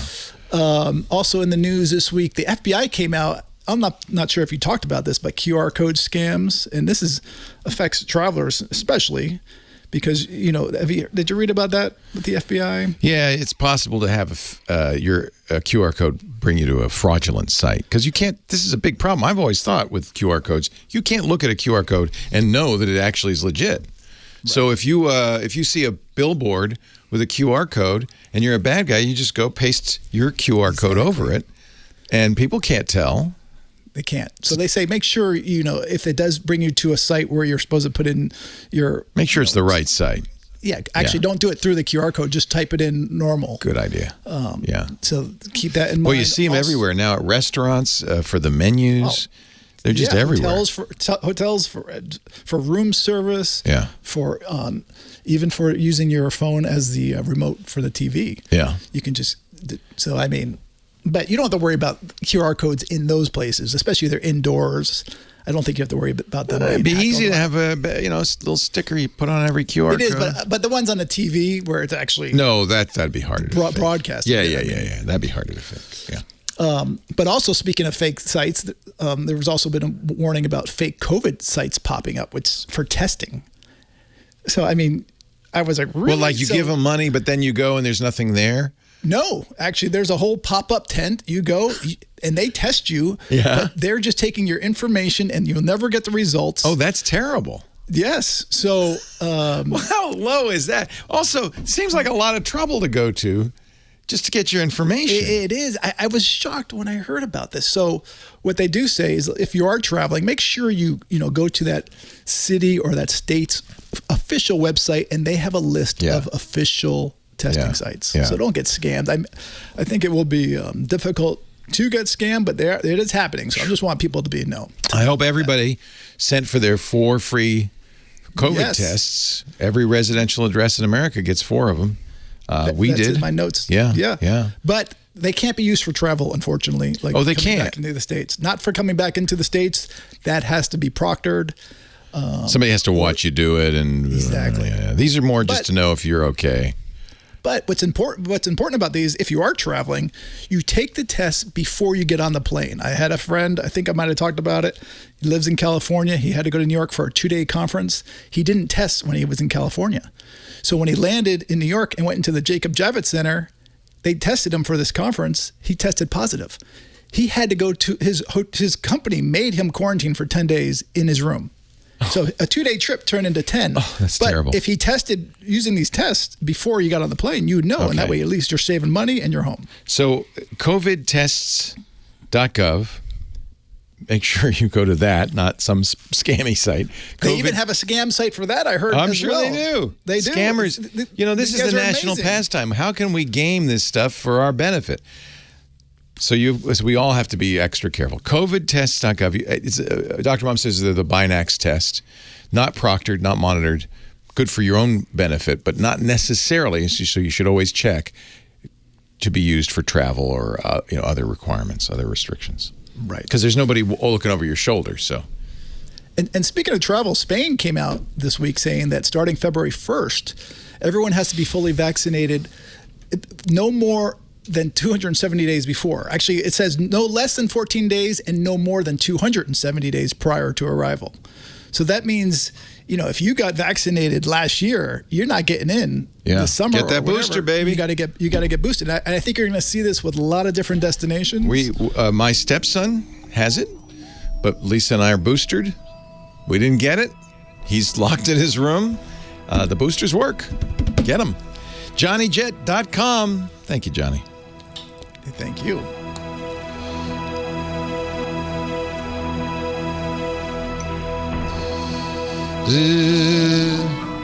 No, I shouldn't be mean about TAC, but I'd heard all these great things about TAC. You had told me many great things. So we did a couple of TAC trips, but I don't think we'll be doing any more. It's just not my kind of travel. Listen, I can understand. I do remember when we were on these tours, they are regimented. Yeah. You have to, it's important to know what kind of travel you like and not necessarily be swayed. For instance, I think Mike Elgin and Amira probably look down their nose because we like to take cruises, right? They go, that's not travel. You got to live in country for 3 months, get to know the people. And that's true. I would probably enjoy that. But for now, that's not the kind of travel I get to do. I could take 2 weeks off for a cruise. And I actually like it that somebody makes my bed. There's on the Silver Sea, there's 7 restaurants. We can have all kinds of different stuff. I like the flexibility. And then we decide when we get, the whole idea is you get to a port, now you can decide what you want to do. True. Yeah. Although with COVID, things have changed a bit. Oh, I know. I've heard. So you have to do usually the ship's tour. Can't just wander in, huh? Some ports you can't. So you need to find this stuff. But we'll be in Alaska, which is America. So freedom. Yeah, you won't have any problem. Liberty. But yeah. So I do have a quick question for you, if you don't mind. Yes, sir. My wife asked me that my mother-in-law just got a new TV in her bedroom, and it's smart TV, and the Wi-Fi is not strong enough. Should she get an Eero? What should she do? And her apartment's not that big. I think it's like 720 feet. Before she buys anything, just try moving the base station around, make it higher. She already bought the base station of the Wi-Fi. Of the Wi-Fi. Make it higher. Even small changes can make a big difference. Okay, that's good to know. So move it around. Make sure she's joining the 2.4 gigahertz, not the 5 gigahertz network. 2.4, if she has a multi-band router, 2.4 travels better and is all that TV needs. It doesn't want 5 gigahertz. So do 2.4 if you can. But if she wanted to get a extender, do you recommend Eero's great. Eero's great. That's what I recommend. Yes. Okay. But that's too small to need mesh. She just needs to rearrange her router. That's what I thought. I said I don't think you need it because your apartment's not that big. The router is, the higher the router, the better. Okay. Because humans are big bags of water. We block it. So just as high as possible. It may be she has metal walls. Yeah, she may have metal walls. If she has metal walls, metal doors, it may be she does. She might be out of luck. In that case, depending on how much work you want to put into it, the next best thing would be, instead of an Eero, get a power line networking, which allows you to use the power in the apartment. And then she could put a plug next to the TV and a plug next to the router. And that would probably be sufficient. And that would get through anything. If she has cable drops everywhere, she could use MoCA, M-O-C-A, just like power line networking, except instead of using the power lines, it uses the cable. Both of those are good solutions. Probably better than trying to get Wi-Fi. If she's got metal, it might be a modern apartment that's got metal everywhere. It's not modern. She's in an older apartment. Then she probably just try repositioning the router. Okay. Yeah. All right. Yeah. We'll do that. Put it higher. That's always the biggest thing, is get it high in the air. Well, my friend. Well, you have a good week. You're watching the 49ers Go game Rams, tomorrow, I guess, right? for you. No, today's the Niners game. Today. Okay. Yeah. You didn't I notice? am going with the Rams. Rams and Buffalo I'm going for. All right. Niners, it would be a miracle if we beat the Packers. Yeah, I'm rooting for the 49ers today. But I'm hoping for a miracle. I like the jacket. I'm wearing my miracle jacket. Holding out for a miracle. He's getting his Rams gear, probably. No, I had my Giants. Oh, look at that. I forgot you're a Giants fan. Yeah, I'm a Giants fan. Yeah, and somebody sent me this from 1995. Tom, thank you. This is the Super Bowl. Last time the Niners won the Super Bowl 27 years ago. Don't forget, you can support our show by joining Club Twit. Go to twit.tv/ClubTwit. $7 a month. Gets you ad-free versions of this show and all of our programming, plus a special Twit Plus feed with stuff you don't even get anywhere else, including the Giz Fizz, the Untitled Linux Show, Stacey Higginbotham's Book Club, and more. And, of course, the amazing Discord. Join Club Twit, $7 a month. It helps us out an awful lot, and it's a lot of fun. Twit.tv/ClubTwit. Now, back to the tech guy.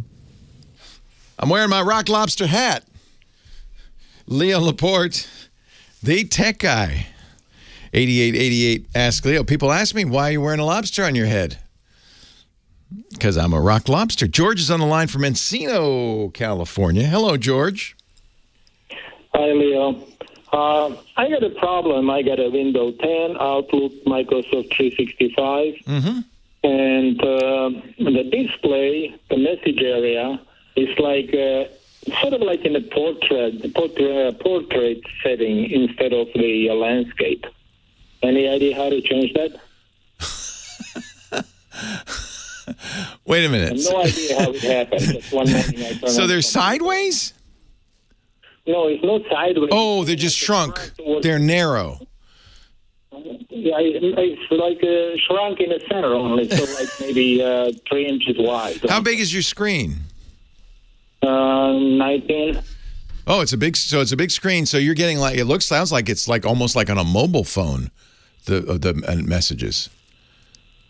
Something, I don't know, but I don't remember doing anything. That's really weird.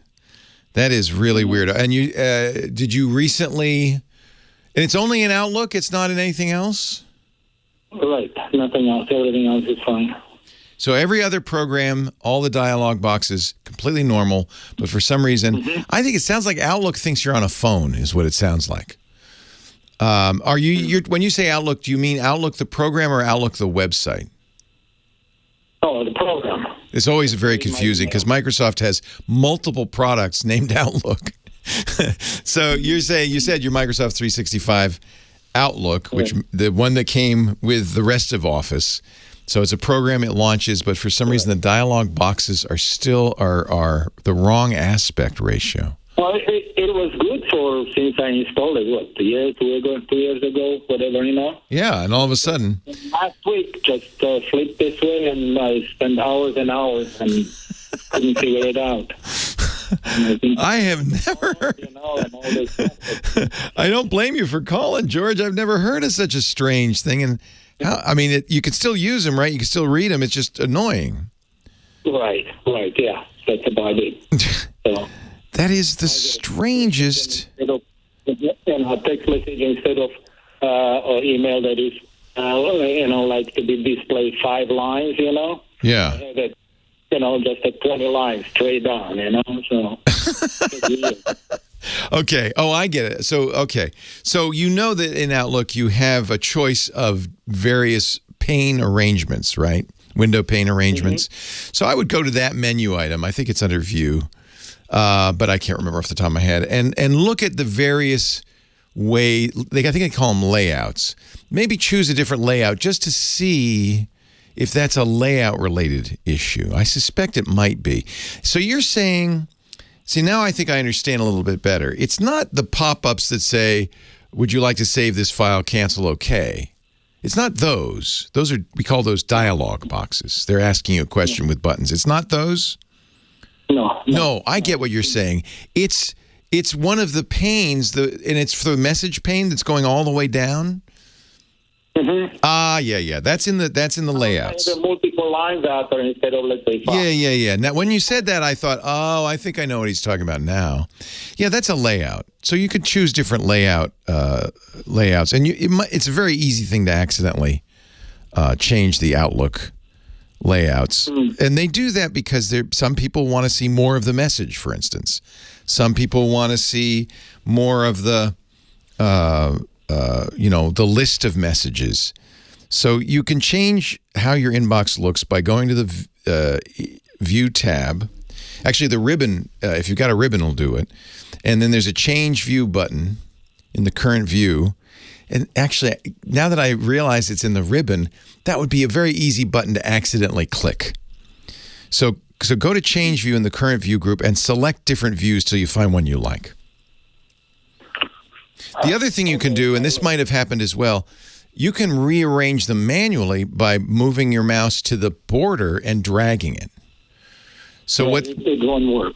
I tried that. You tried that. Yeah, sometimes with there are some layout views where, for instance, the list of messages disappears completely. You wouldn't be able to recover it that way. So you have just folders on the left, and then you have your message on the right, and there's no message list, things like that. That's all controlled by layouts. I would just try some different layouts. Yeah, well, I went through them. I didn't fix it, but I'll try again. Okay. Yeah, yeah. I mean, it could just be, there's so it saves all this in a file on your drive. These are called preferences, right? And it saves them all in a file. If the file gets corrupted, your preferences could be corrupted. So there's kind of the next step after this. If view options don't get you back to where you want, you can actually reset Microsoft Outlook to its default. Now, I wouldn't do this unless there's no other way to do it, because you don't want to lose all the fun stuff you've put in there. But you can reset your Outlook profile, and it'll basically set it back to the way it was when you installed it. If nothing else works, this is your last gasp, George. You can exit Outlook. I think you do this in the control panel for mail. This is weird, but there's a mail entry in the control panel. Might be the old control panel. I'm trying to remember. But you can delete your profiles. They call these settings, the preferences, as a profile. You can create a new profile. You can delete the old one. You could even actually back up the old one. Might be a good idea. So open control panel. This may be, in Windows 10, they've changed so many things. So this is maybe out-of-date information. But look in the mail control panel. See if you can reset your profile, because that may also be it. You may have what we call a corrupted or damaged profile that's unchangeable. Like Outlook says, well, I can't change this. It's locked in. So try to fix it with the layouts, dragging the mouse, moving things around. If that doesn't work, you can even just Google, let's see, in Windows 10, I just did. I Googled reset Outlook profile. Control panel, mail. It's the old school control panel. Oh, it's the old one. And then under profiles in the mail setup, you can show your profiles. You have one. I would make a new one, start using that, and see if that fixes it. At least that way you haven't lost everything. There we go. There we go. Now we found something. Create a new profile. That's where that stuff's stored. Ray is on the line. Denver, Colorado. Hello, Ray. Hello, Ray. I believe you might be muted, Ray. When I hit dead silence on the phone, I usually... Hello, I'm sorry about that. That's okay. I was doing something and you caught me up. Yeah, no, it's fine. No problem. We figured it out. All right. What's up? All right. So I do kind of custom wooden signs, American flags. Nice. Corporate signs. Do you use a router to do that, or a laser cutter? What do you do? I use my Glowforge laser cutter to cut out the logos or whatever the image is. Yeah. And what I do right now, if I get an image that isn't an SVG, I'll use Inkscape and I'll try to trace it. Yeah. To turn it into an SVG. Yeah. And sometimes that works. Sometimes it doesn't. Ideally, so most images that we see are bitmaps of one form or another. Turn that dot on, turn that dot off. bitmaps, maps of the bits. But what you want for any laser cutter and a lot of design work is a scalable vector graphic, which SVG, which means it will look the same at any size. Fonts are done that way. That's why you can make fonts big and small. A lot of drawings are. And so you have a bitmap of an American flag. You want to make a SVG, a scalable vector graphic of the American flag. There are tools that will do that. For instance, Adobe Illustrator, which is the king of SVG tools, has a basically trace a bitmap to turn it into Bezier curves so that it's a scalable vector map. So there are ways to do it. There are tools that will do it more automatically.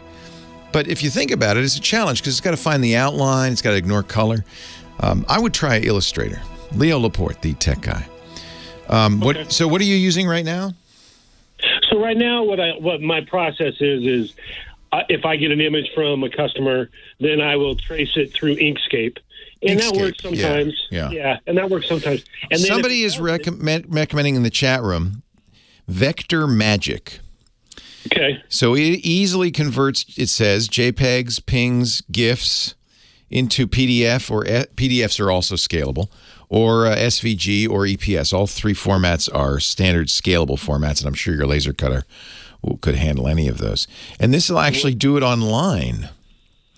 What was the name of that one again? VectorMagic.com. Vector Magic. Okay. Because right now, if it's something that I can't do or I don't like how it turns out, then I send it out to somebody and they'll do it for me, for a fee, obviously. And I kind of want to take that out. I want to take that step out if possible. It can be. I've done it. Using Illustrator or a tool like that or Inkscape, it's a little fiddly. You got to draw those Bezier curves and all that stuff.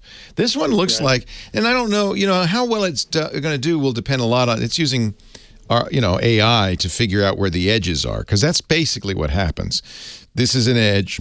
Make a Bezier curve there, because if it's got to scale, it'll have to do that. So this is interesting. I don't.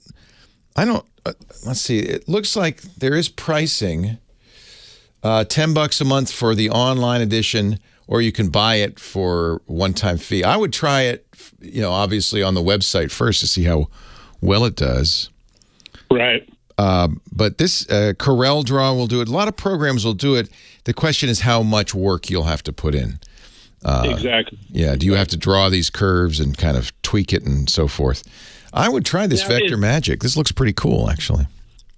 Is there either a website or a service that you know of or somebody else knows of that kind of has tutorials on that kind of stuff, as far as, once you move it to an SVG, kind of tweaking it and playing with the paths and cutting paths out and all that kind of stuff? I'm sure there are. Adobe has a ton of excellent tutorials. Just look on YouTube, because what you want to look for is creating SVGs from JPEGs or PNGs. And I bet you there's 100 YouTube videos on this. This is the kind of thing. But this is interesting. This is an auto tracer, this program. I think you can use it on the website. This might be exactly what you're looking for. Yeah. I think it's really designed not to be. So you're sending off to the design shop where the guy is going to spend, hours tweaking it, right. closely.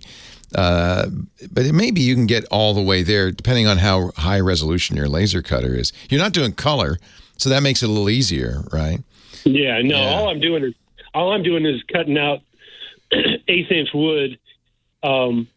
For each little, basically whatever logo has it, whatever the design is, each color, I cut it out, paint it, and then put it back together as a puzzle, and it kind of gives it a cool look. Nice. Oh, it's a puzzle. Oh, that's really cool. Yeah, Kaola in our chat room says, I've been vectorizing files for 30 years. Vector Magic saves me hours. So he was the one who suggested that. So I think that's the one to look at anyway. Vector Magic. And yeah, if you search YouTube, you don't have to pay any money for YouTube stuff. There'll be a ton of videos giving you tips on how to do that.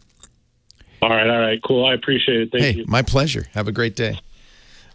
We have a guy who does really nice job making placards for us here. I'll show you.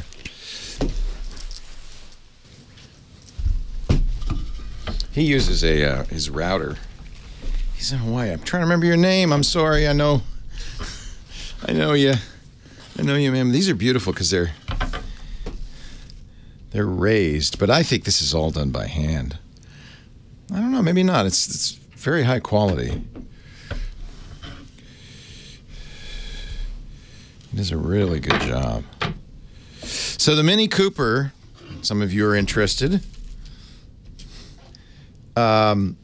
Yesterday morning, Mick? Is Mick in trouble? Love you, Mick. I hope everything's all right. Mick. Yeah. Winding down. There's a great book everybody should read called Being Mortal. It comes to us all. Hang in there, Mick. Lots of love, lots of hugs. It's a CNC router and paint. Okay. Yeah, that makes sense. So yesterday morning, I get up. I want to move Lisa's car because we're going to do some work in the garage. Unplug it, get in, and all these warning lights come on. Say drivetrain malfunction, pull over slowly, brakes not working, airbags not working. Everything's like the whole thing, like massive electrical failure. Probably related. I wouldn't be surprised if during charging or maybe during removing the charger there was a short that fried some circuit board. But here's the problem. We can't get it into neutral because it's all electric. It's the electric Mini Cooper. To pull it out of the garage so a tow truck can get it. And the tow trucks say, we can't get it out of your garage. So 2 tow trucks came one after the other and said, no, sorry. So we can't get it to the dealer. The dealer... Lisa called the dealer. They said, I don't know. I don't know.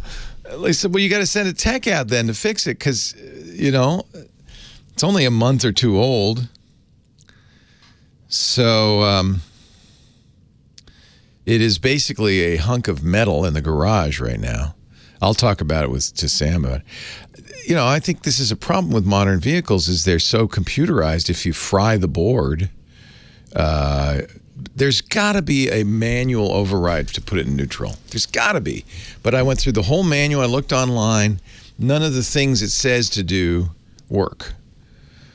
So, yeah, they got to get skates and put it on skates. But anyway.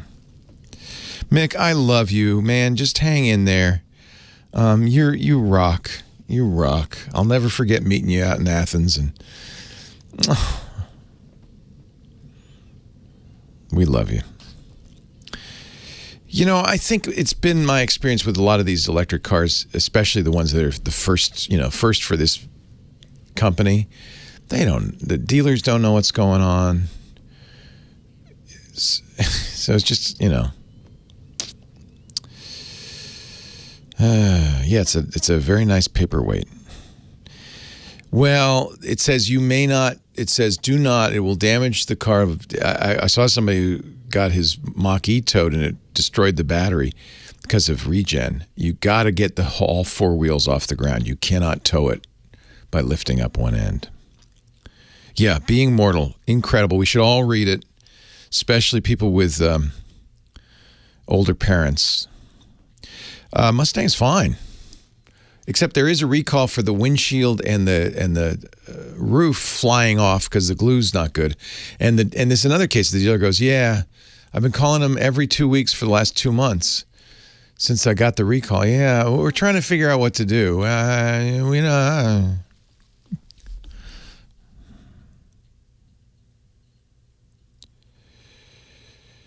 Well, I think because of regen, you really don't want it.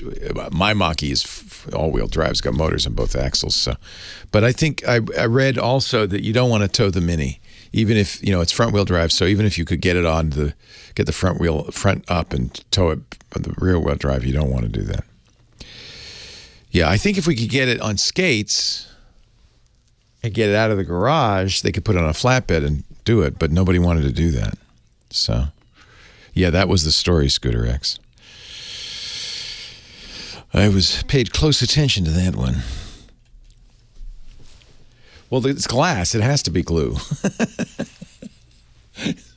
So they have to re-glue it, I guess. I don't know. Then they don't know what to do. They can't figure it out.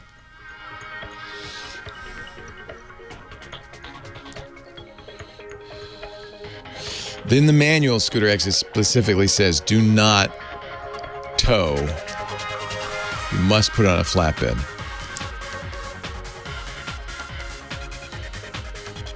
Yeah, dealers are the problem, I know.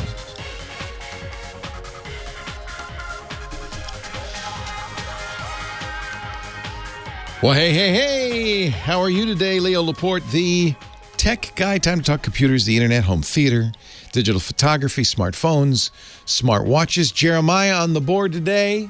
He's our musical director. Thank you, Jeremiah. Professor Laura taking a little time off. Good for you. 88, but we've got Kim Schaffer in the phone booth. 8888. Ask Leo the phone number. 888-827-5536. We attempt to navigate this crazy world of tech. Nothing works. I was in the break telling the chat room about our woes with our Mini Cooper. My wife loves, my wife and I love electric. I have a Mach-E. We have a Bolt for our 19-year-old. A couple of Segways, all electric bikes. She wanted to get an electric car for herself. She got the electric Mini. Loves it. Had a great time. It's bright red. Fits her personality. Peppy, fast. Doesn't go very far, but that's okay. She just uses it for getting around town. Yesterday, unplugged the vehicle. All charged up. Going to move it out of the garage. Bloop, bloop, bloop, bloop. All the alarms go off. Every light lights up and it says, drivetrain malfunction. Pull over. So I'm not going anywhere. Pull over. So we called the Mini Cooper dealer in Marin and say, hey, help. They send two different tow trucks, both of whom looked at it and shook their heads and drove off because it's in the garage. And I guess they figure, well, we can't get it, basically. Can't get it to neutral. This is a problem, I guess, with some electric vehicles. Maybe, I don't know, maybe it's just electric vehicles, but it doesn't seem to be any manual override to take the wheels out of gear so you can just roll it. We can't get out of the garage and nobody wants to tow it. So, yeah, thank goodness she wasn't on the road. So anyway, you know what? My take on it is, being the tech guy, cars these days are essentially computers, right? Computers do everything. It's all fly-by-wire now. And especially an electric vehicle like this Mini. So my guess is during charging, or maybe when I was unplugging it, there was a short. Electricity goes down the wire and into some circuit board that just gets fried. It just failed. The car is probably mechanically perfectly good. It runs on a computer, and the computer is fried. That's my guess. Anyway. We'll talk about it tomorrow with Sam, my car guy. You bet. Lisa's favorite part is when she called the dealer and the guy says, I don't know. What do you mean you don't know? I just bought it a month ago. I don't know. There's nothing we can do. What do you mean? There's nothing Yes, there's something you can do. You can fix it. Time to install Linux, right? Yeah, now we're talking. Richard's on the line from St. Charles, Illinois. Hello, Richard. Leo Laporte, the tech guy.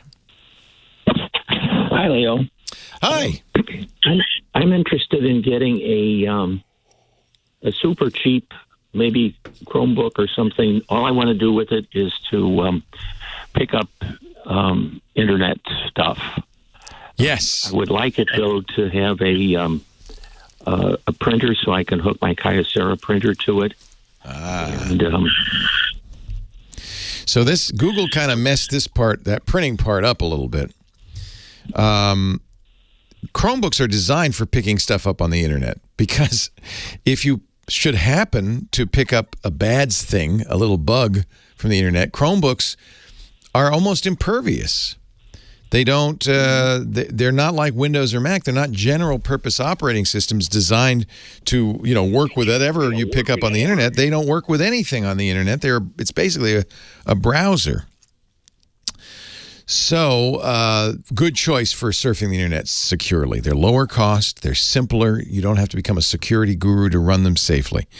Printing, on the other hand, Google kind of messed this up. Early on, they created something called Cloud Print, which was a great solution. It would allow you to print to most printers using the internet.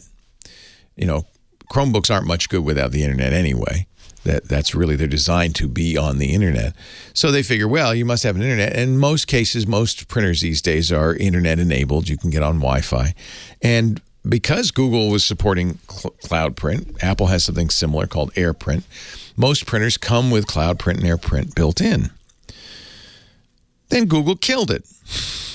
January of last year, Google decided, yeah, no.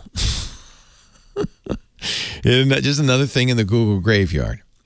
So, modern Chromebooks can print directly if you have a Wi-Fi printer.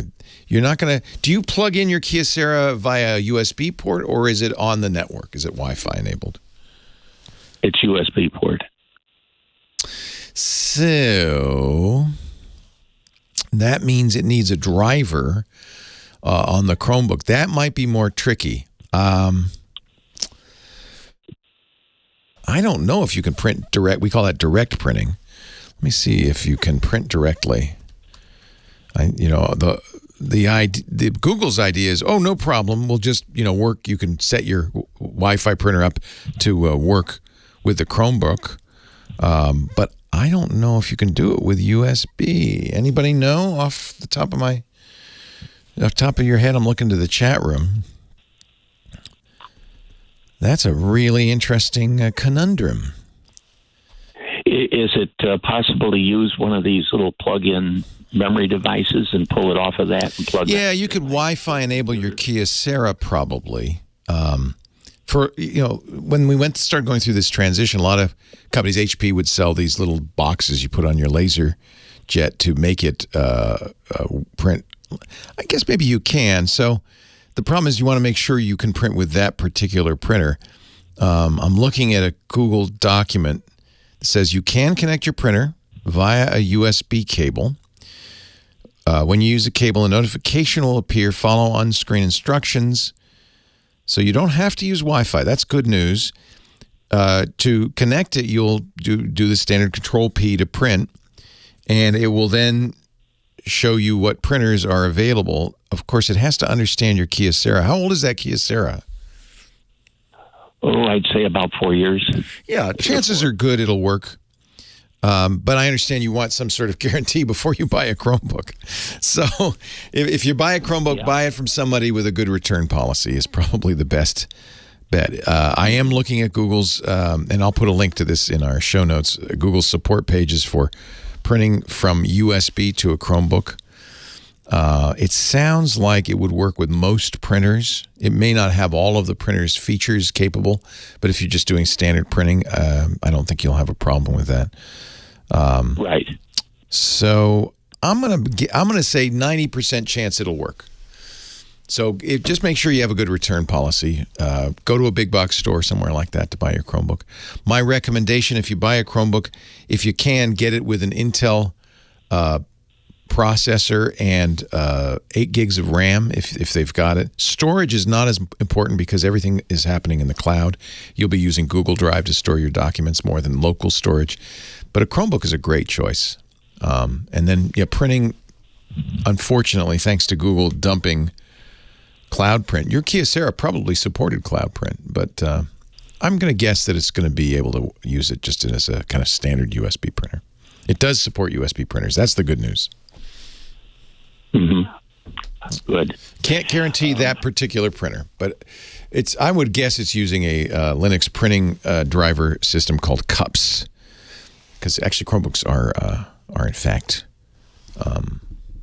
Linux, running Linux. Cups actually came from Apple, but it's widely used on Linux devices now because it's a standardized print driver system that works with almost all printers. So I'm going to bet you're going to be okay. I would say 90%. Hey, thanks for the call. You know how much I love printer questions. 8888 Ask Leo. That's the phone number.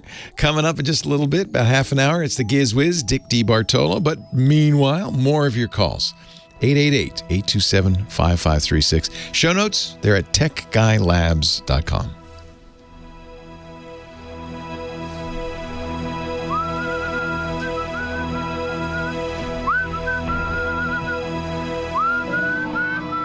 Yeah, PCL, which is HP's standard printer control language. Oh, that's what I need. Hydraulic. You guys love this. I need a 2-piece, 1,500-pound hydraulic dolly jack lift for hoisting that vehicle. So disconnect the 12-volt battery for 30 minutes and reconnect. I'm going to wait till the dealer calls on Monday and says to do that. But yeah, that like a basically reboot, right? Yeah, maybe I'll try that tonight if I can figure out where the 12-volt is and how to get to it. It may be the 12-volt's dead, although, yeah, I don't know. You can open the hood on this one. Yeah, no, you can. The hood is physical. You'd think there. So they, in the manual it says, oh yeah, you can override and put your car neutral if you press and hold the start button and put your foot on the brake and then move the gear shift to neutral. But that doesn't work. That doesn't work. So I think maybe if I disconnect the 12 volts, just like reboot it, right? I feel like the dealer should be doing all that. Basically what they're doing is they're calling Minnie and saying, what do we do now? Yeah, it's a brand new car. It has 800 miles on it. It's their problem. Oh, we could just grease the floor and slide it out. Yeah. Yeah, the frunk I can open. And because it's mechanical.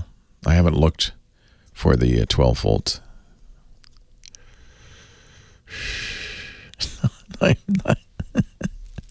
That Mini was made in the UK. But it's basically a BMW i3 chassis. So I even looked on the i3 forums and stuff to see if I tried the i3 technologies, none of that techniques to. If I can get it in neutral, we could get it to a tow truck, but.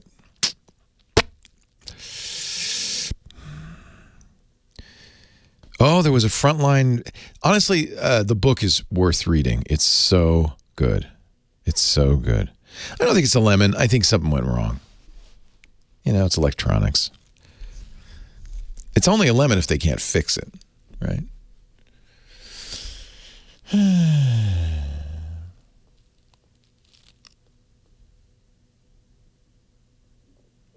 They're probably in the same place on the electric minis because they didn't change anything.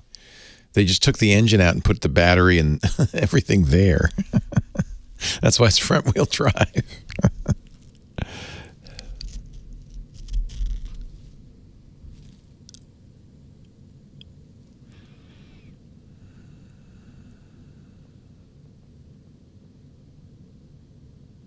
Yeah, I don't know why the tow truck guy didn't do that. I think they didn't want to do that. Yeah, I've seen the repo guys do it. Yeah. What if they wanted to repossess? That's what we should call and say, hey, if you wanted to repossess this vehicle, how would you do it? And then when they tell me, do that.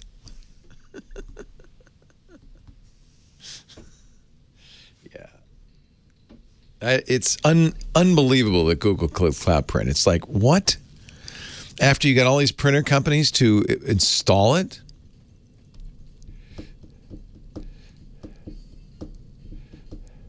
I'm going to tell Lisa that next time she talks to him. Okay, well, if you wanted to repossess this car, how would you do that? It is a roller coaster, isn't it? The world of technology. Leo Laporte. Roller coaster of tech. 8888 Ask Leo to call and talk tech with me. Kelvin is on the line, one of my favorite temperature scales from San Diego. Hello, Kelvin. Hey, Leo. How you doing, man? I am well. How are you, sir? And like my name says, there's no negative in my life. So, hey, keep them moving. That's really good. That's right. Kelvin starts at absolute zero. Wow. Exactly. There's no. I love that, Kelvin. So you've heard this joke before, obviously. Oh, no, I made it up. I love it. There's no negatives in my life. Beautiful. Exactly. I love that. So last time I called about trying to get music to my live streams, and then so I finally got a mixer. Yes. And, good. And I tell you, being deaf and trying to navigate sound is not easy. So I was on a live stream last week, and I had no idea that the microphone was so bad on the mixer that I lost all my audience. Oh man, yeah. The worst. One of the first things I learned in podcasting, we do video, is the video is secondary to the audio. Audio is everything. Yeah. People will put up with bad video, not great video, but if the audio is bad, they're gone. Yeah. So get the audio right. Does your mixer have an input for a microphone? Does it have an XLR input for a microphone? Yeah, so I got the Zoom P4 podcasting. Oh yeah, I have that too. I love that. Do you like it? Yeah, I'm loving it. I love the, and so I have the.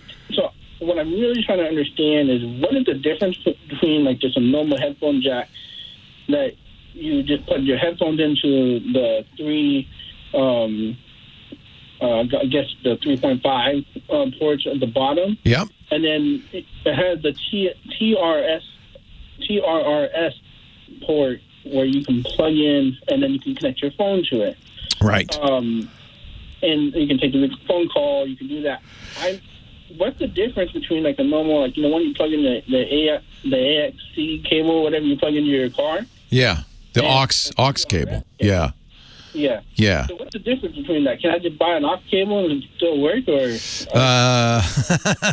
So TRS stands for tip, ring, and sleeve. I'm going to over answer this a little bit. So on that little plug, that jack, you'll notice there's black bands, right? If there's just one, then you only have a tip, which is above the band. It's the tip of the plug, and a sleeve, which is below the band. It's the cylinder below it. If there's two, then you have the tip, what's in between the two bands, which is the ring, that's TRS, and then the sleeve. There's even TRRS. When you see those three lines, that means it can do a microphone. Yeah. That's the difference. So okay. So that was the part that threw me for a loop. One line means mono. 2 lines means stereo. Tip is positive. There's the left speaker, and the right speaker's in between the two, and then the ground is the bottom. 3 gives you left and right speakers plus a microphone input. So generally you can use TRS, headset mic jacks as headphones. It just ignores, the third part. Yeah. Yeah. That's why they'll say, okay, you use this for your phone if you want to record phone calls, because it will take audio in as well as just audio out. Mm-hmm. Does that make sense? Yeah, it makes complete sense now. So you have time for one more question? Yes. Okay. So also it takes XLR. So I'm trying to see, can I plug an XLR into a phone, like with an adapter, like the 3.5 adapter, and receive the audio, like the phone call, into the mixer, and they can be able to hear me from that? Oh, now you're getting fancy on us. So there is a trick to this. It's a little complicated. What kind of phone? Is it a cell phone or a landline? Yeah, it's an iPhone. Yeah. iPhone. Oh, that's even more complicated. Because the iPhone will work if you had a headset plugged in, like the AirPods, or the wired AirPods. Those would have a tip ring sleeve. They'd have a TRS adapter, and then they would work as a microphone on the wire there. And so both in and out audio on the iPhone. And so if you have a TRS connection on the Zoom, how would you do that? Yeah, I think you would need an adapter for the iPhone, a lightning adapter. Mm-hmm. And you might even get that from Apple just to be sure. Others will probably make it. But you want a lightning adapter that probably is designed to do that. I would guess that they will have something for recording. Otherwise, you're going to have to buy a box. We used to, in the old days with landlines, we used to buy something called a Henry, because the landlines had unbalanced output, and you need to make it balanced for your mixer. I I don't know if what they do with the smartphones, though. That's an interesting. Maybe even Bluetooth would work, to be honest with you. Well, and Zoom makes a Bluetooth dongle that goes. That's what they want you to do, I bet you. So that'll have TRS, but you'll pair it to your phone, so there's no wire between your phone and the dongle. Mm-hmm. The dongle goes into the TRS jack, and that's providing the audio and the microphone. There's one more complicated thing, and I don't remember if the P4 does this or not. It's called mix minus, and this is the single most mind-bending fact that you'll need to understand to do what you want to do. You've probably experienced this. When you're talking to somebody and your audio comes back to you, but it's delayed. So you hear your voice. This happened to me first time I did a hit when MSNBC launched. Brian Williams had me on, and they had screwed up the mix minus. So I heard my voice going out to Brian Williams. I heard Brian Williams' voice coming back to me, but I also heard my voice coming back to me from New York a second later. And that is the hardest thing to talk. You can't, because you're saying something and then you say the same thing, comes back. It's worse than an echo. It's insane. And, of course, we're on the air, and there's nothing I can do about it. I just have to keep talking through it. So you don't want to do that to your guests. So what you want to send them is the audio mix minus themselves. Okay. That's why they call it mix minus. You don't want to send them their own audio back. And somebody at MSNBC didn't press the right button, so they were sending me a full mix, which included my own audio, and that's very hard to use. I bet you the P4 will do mix minus, but that's what you want to look for. Any bigger mixer certainly will. It's a tricky thing to set up. I'm learning. I mean, I can't see it, and I can't really hear it very well, so I'm trying. I love it. How are you able to hear me? Is it hearing aids or? Yeah, so you're through my hearing aid, and so you're not profoundly deaf. You can hear. Well, without the hearing aids, that's for sure. Not without the hearing aids. Okay. Yeah. So good on you though. Keep doing the good work, man. That's impressive. Yeah. Leo Laporte, the tech guy. What's the name of your show? So deafblindpotter.com. Oh, it's you. Of course, I should know. Yes. I got to remember your name from now on, Kelvin. I will, because you have no negatives. I know that. How could I have forgotten that? Yeah, we've given you many plugs. I love it. I hope you got a lot of traffic. Well, the last one that we did, and that's why I don't really want to give out the website. I got scammed. Because the audio, you got scammed? Mm-hmm. So the person ordered some mugs and then canceled their credit card once it got delivered. They did a chargeback. Yeah. Yeah. Big problem with fraud. Big problem. Yeah. So I hope it wasn't one of our listeners. If it is, I am so sorry, Kelvin. Yeah. Well, it was the exact time, and I had no way to track them from the website. It probably was. Oh, I am so sorry. So, but it's all right. We go live on beyond our challenges, right? Did you lose a lot of money? Well, you didn't lose money. You just lost pottery, right? I lost. Well, no, I had to pay a $15 fee. What a dick! Who would do that? That is so evil, especially because you're raising money for charity. That is so evil. Yeah. Well, speaking of charity, I just started a new charity thing where I'm making memorial pieces. So you can contact me. Oh, good. So when I die, you could put my ashes in this? Oh, no, I won't do that. That's too much liability. No, not make it with my ashes. I just need an urn to put them in. That could work.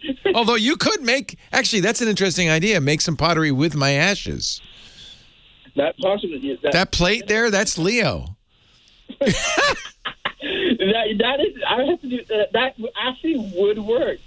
Yeah. Right. I use the right glazes and the right. Yeah, because you need an alkaline substance, don't you? For the. Right. Gosh, I'm a big guy. You'd probably get enough ashes to make a whole dining room set. That'd be great. Oh man. Yeah. Oh, man. Hey, I am so happy to hear from you, Kelvin. I apologize for not immediately recognizing. I will from now on. I'll remember you as the guy with no negatives. And I'm sorry you got ripped off by our stinky bad guy. Well, I'd be happy to give you the name, but I don't think we need to burn anybody. But well, do you think it was their real name? Oh, yeah. Can I have their credit card information and their address? I mean, I really could go to the person's house and, like... Email it to me. Email it to me. I'll see if I recognize it. Leo@leoville.com. I want to see if I recognize it. All right, we'll do. Because nobody in my audience would do that to you. But if they do, I want to know it. All right. Wow. I'll send it all over to you. So. All right, Kelvin. All right. Take care. Keep doing the good stuff. How's the See Me cane going? Well? It's going, yeah. We just got it collapsible, and then we're going to send out the first round of testing next month. You are such an inspiration, dude.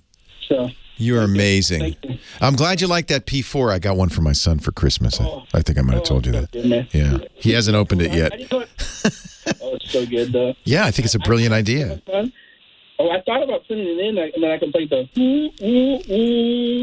applause. Good audio it really matters. It's funny how you can have great video, and if the audio's bad, the TikTok people just swipe. Yep. So, all right, man. Take care, Kelvin. Stay cool. Bye.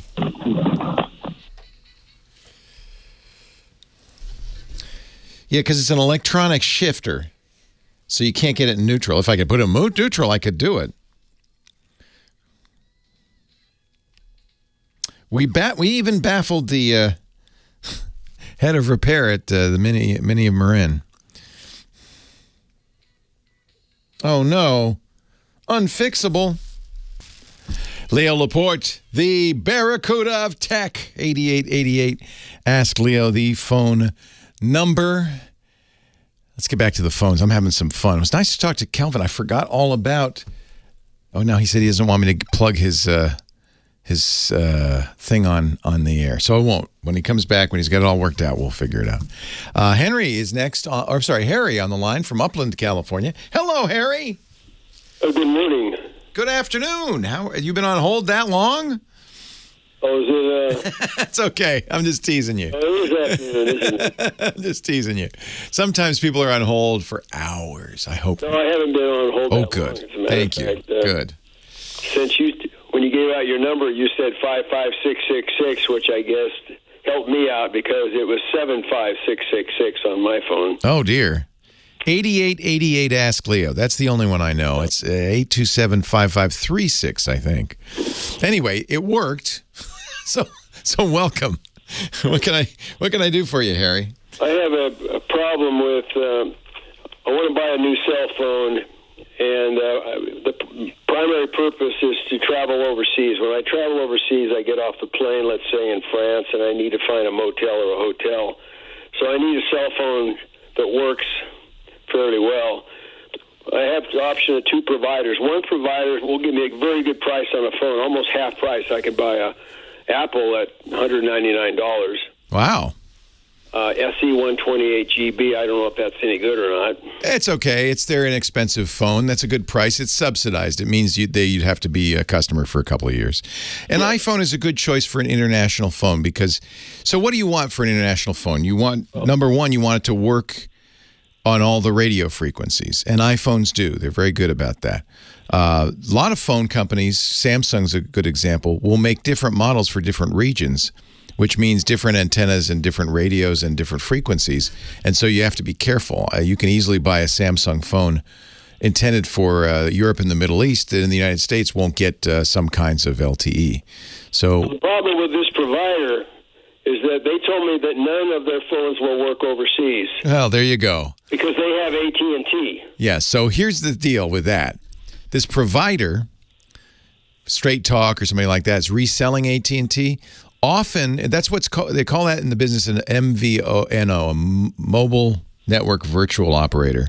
They're buying AT&T coverage, but they don't buy it for international. So if you are an AT&T customer, you can go international, no problem. But you can't with this company. Oh, okay. You see, that's the problem. AT&T works fine overseas. So what you want is a carrier that provides overseas coverage. There is another carrier. They provide overseas coverage. All they have to do is that I have to just use a mobile SIM card. But their cell phones are too... I'll tell you what I do, and I will recommend for you. Google has its own phone service. They're also an MVNO. They're called Google Fi. And but they're an interesting MVNO because it works on a variety of services, including consumer cellular, Sprint when Sprint was around, T-Mobile, and Wi-Fi. But furthermore, their pricing is interesting. It's the same in the U.S. as it is everywhere. It's always the same. So no matter where you are, in fact, whenever I travel, I take my Google Fi, that's the name of the service, Fi, my Google Fi phone with me because I know not only will it work, but I won't be paying a penny more than I do normally for data. Phone calls maybe cost a little bit more. They're still very affordable.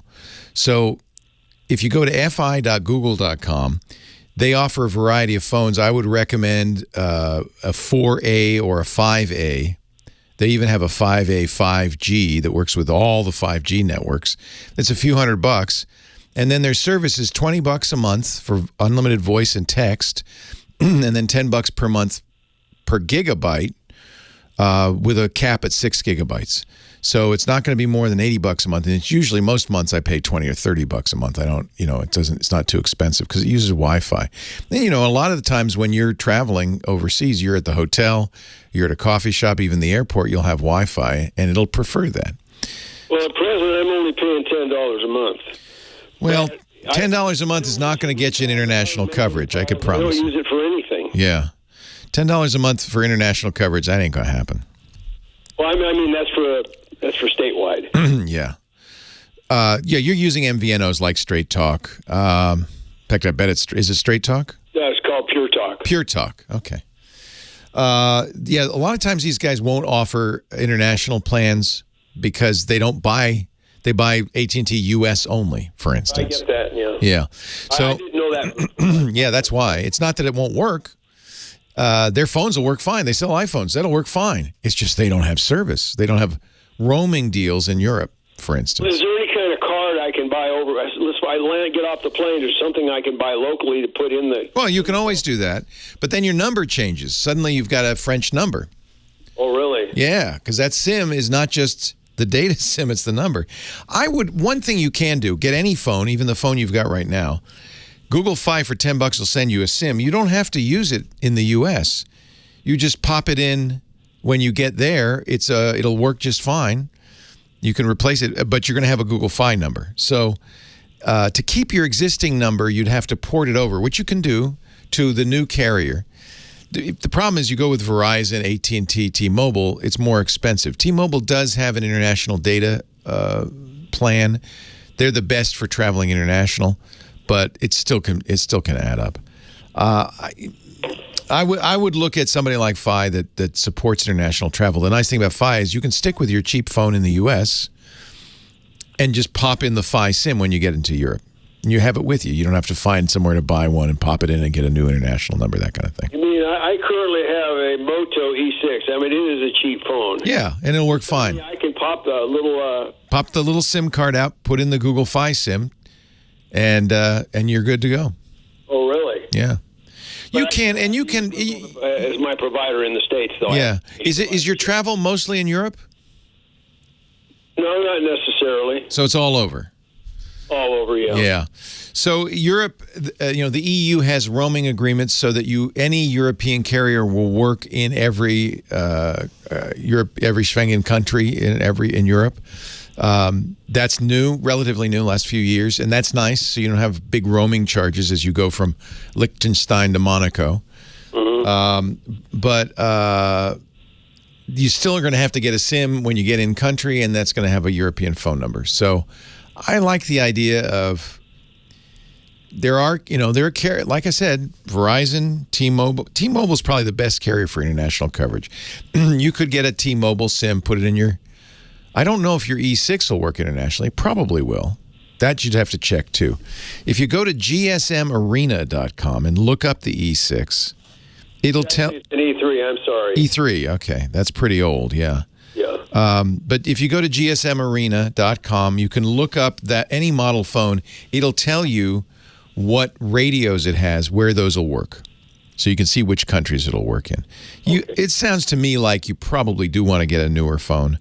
Would you recommend an iPhone or maybe a Samsung or a Nixon? Well, you're used to Android. I see no reason to change. I mean, I like iPhones. I think they're great. They all work internationally, which is nice. You never have to worry with an iPhone if it's going to work. in any country. Well, I could spend a little money. I mean, I might as well move up a little. Yeah, I think an iPhone, the SE is their least expensive. Would you say NC? SE, Special Edition, Simple Edition, Silly Edition. I don't know. It's the small one. It's not expensive. Yeah, I think its list is $300. So that's why you were getting a deal that they wanted to keep. But they don't have international coverage, so no value there.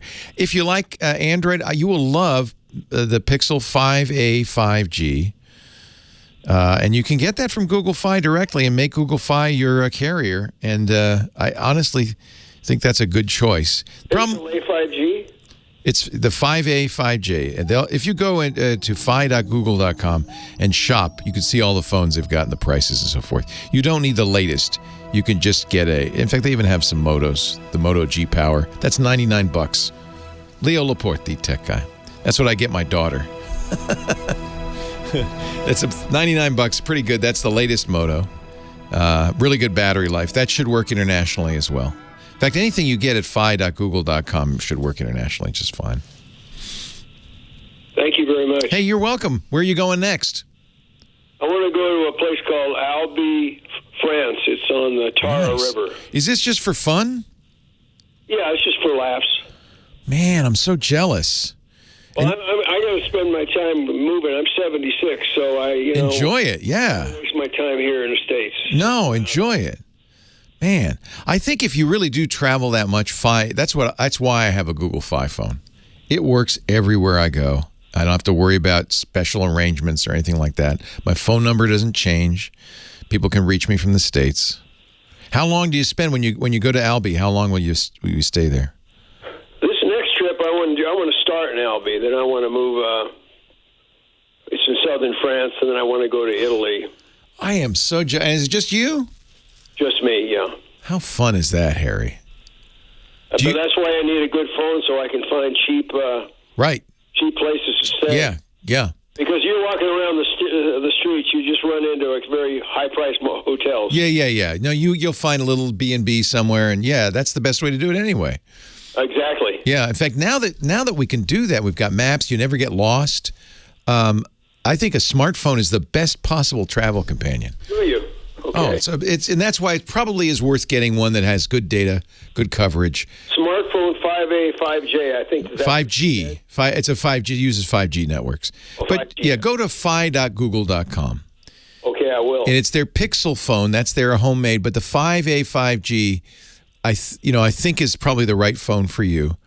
And then with Google Fi service, in the States, you'll pay a little more. It might be $20 a month or $30 a month. But as soon as you go overseas, you'll be glad you have that. Or just have it as a separate phone for your travel, right? Yeah, I'm really glad I called you because I asked a lot of people and I get different answers from everyone. Well, I'm like you, Harry. I love to travel.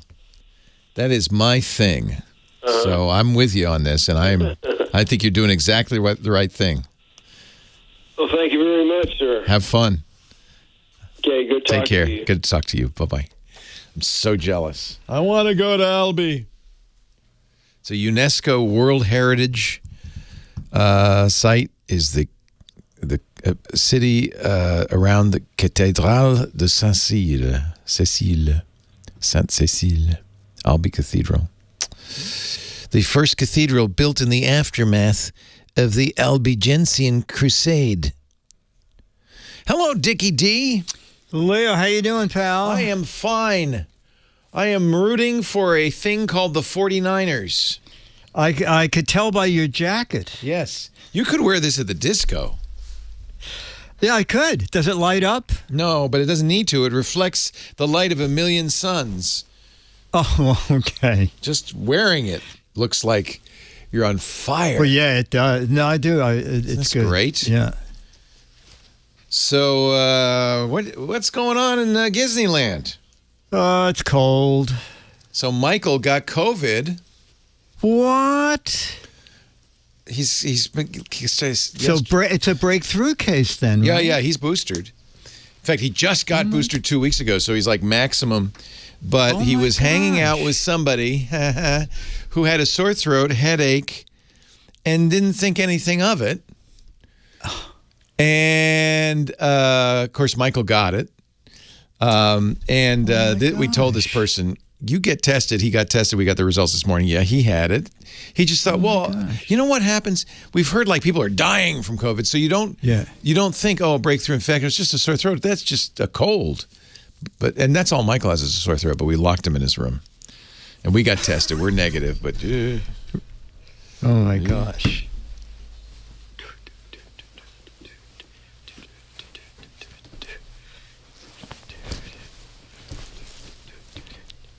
Leo Laporte, the tech guy. Hiya! It is time. Oh, he's coming in. He's dancing in. It's nice when you dance in. That's fun. Dick Debartolo. That's it. He's got the moves. He's Mad Magazine's maddest writer for more than 5 decades. He's also, for the last couple of decades, been our gizmo wizard. And he should always be dancing. Hello, Dickie D. Leo, how are you, pal? Oh, I am feeling fine. I'm in fine fettle. Oh, good. Yeah, you look good in a fettle. You're in a gold fettle, It's actually. one of the nicest fettles I've ever had. Oh, the gold fettle is really you. So you were talking scams earlier. Yeah. 2 hours ago. This is new for me. I got a call. This is Con Ed. You are behind in your bill. We are going to shut your electric within the next 30 to 45 minutes. That's the giveaway, because they're trying to scare you so bad that you don't think. No, absolutely. Yeah. Absolutely. Yeah. And if this wasn't radio, I was going to have Dennis shut all the lights.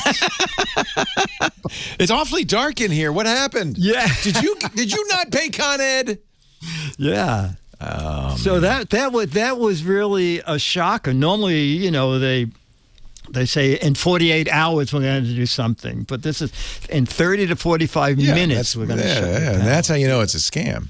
Exactly. Yeah. Exactly. We, and I think this is very widespread now. I actually mention this so people will know. Periodically, we'll get emails saying, thank you for your purchase of something for $800. We appreciate it. It looks like we've paid it. So it's not like asking for money. But the idea is you're going to go, wait a minute, I didn't buy something for $800. Call them, and they'll say, oh, golly, maybe we charge you. What's your credit card number? Well, let me check. Yeah, exactly. Yes. It's terrible. Yeah. No, it's ridiculous. Yeah. So it was nice of Con Ed to tell you anyway. No, absolutely. Yeah. Absolutely. What? So, Leo, I have a new way to make coffee. Yeah. How many is this now? A dozen? 2 dozen? Probably. Okay. So you know how to make French press, right? Yeah, I love French. I have a Bodum French press maker. Yeah. Okay. But do you have a Versa reverse travel French press? No. Is that upside down? Yes. Well, I guess from the name. It is bizarre. So what you do is you put the water and the coffee in. Yeah. And then the strainer is at the top. At the top. Okay. At the top. And then it's quite ingenious. And then you get this thermal container. Like a little thermos. Okay. All right. Yeah. Now you put that in there. Yeah. And then you turn it upside down. You turn it upside down? Yes. So it screws in tightly, and you turn it upside down, and now you pull up on the strainer. Do you have to wear the funny hat? Is that part of the deal? The funny hat is optional. So okay. I'm glad you have a chef's hat. I'm watching Dick's video for this. He's got a chef's hat because he's going to make some coffee. The theory let here me see if I can visualize this. So you put the coffee in. Obviously, it's right side up. When you put the coffee in, it'll just fall over the counter. Exactly. And you pour the water in. Okay. Then you seal it up before you turn it upside down. Well, what you do is you put the strainer at the top of the hot water. Okay. Then you get the thermos that you're going to take your coffee in. Yeah. You turn the thermos upside down, screw it onto this first device, and turn it over. Oh, that makes sense, because that's where the coffee's going to go. Exactly. So now, instead of pushing through the water and having the grounds at the bottom of the pot, which you don't want to carry around with you. That's what I don't like about French presses, is the grounds stay in the coffee. Exactly, and can make it bitter, more bitter as time goes on. Yeah. This, you pull the grinds up through the hot water, And so what? It's The quite a reason I gizmo. mentioned not only that, Leo. The reason I'm mentioning it is it must have been a giant failure because it was $40 on Amazon. Yeah. I paid $25 on a thing called Until Gone. I just checked Until Gone 20 minutes ago. It's $16. Oh, I'm buying it at that price. So I don't the neat care. thing is you end up with a wonderful thermal stainless steel mug, even if you don't want to use the grind, the Even upside better, down. I can do 4 interest-free payments. So it's only $4 a month now. Really? No, yeah, but you have to be buying 2. Yeah, If you at buy a 2. 300% interest. Yeah, that's exactly, where the key is. That's good. No, it's very I like clever. And the coffee was delicious. And it's a bit of a hassle the first time you do it, but then the second time you sort of know how it works. At first you think, is this ridiculous? I'm going to turn this thing upside down with I'm the hot buying this water right and- now. This is so cool. Yeah. it's How pretty often neat. does that happen where you mention something and I buy it right away? Oh, probably just 80% of the time. But what got me is it's 60% off. So do you think there's something wrong with it? You know, mine came from Until Gone. I have no deal with Until Gone. But then when I saw it down to $16, I'm tempted to buy another one, so I can have one in blue. I got the one in red. I don't know. I'm going to get the red one because Lisa likes red. The red one's really nice. Yeah, that's the one you got. That's awesome. Yeah. I just bought it. Oh, good. Okay, what did they add for shipping? $7. Free. What? Well, maybe I bought 2 of them by accident. Wait a minute. Hold on. Hold on. I'm going to stop right now. You shouldn't do this while you're doing it. Yes, I remember one time we were on doing a show and we were kidding around and the next week you said, did you know that while we were talking, I ordered 6 of those? I do. I have 12 because the next week you talked, these are the little clamp-on lights. Then the next week you came on and said, don't get those. I'd already bought 6. Get these. So I bought 6 more. I literally have a stockpile of clip-on lights. If anybody needs any, I got them. But my stuff is always cheap. So you don't. It's not like you bought. No, it was really cheap. $500 phones. So now I'm buying 3 of them. Let me cut that down to 1. Oh, okay.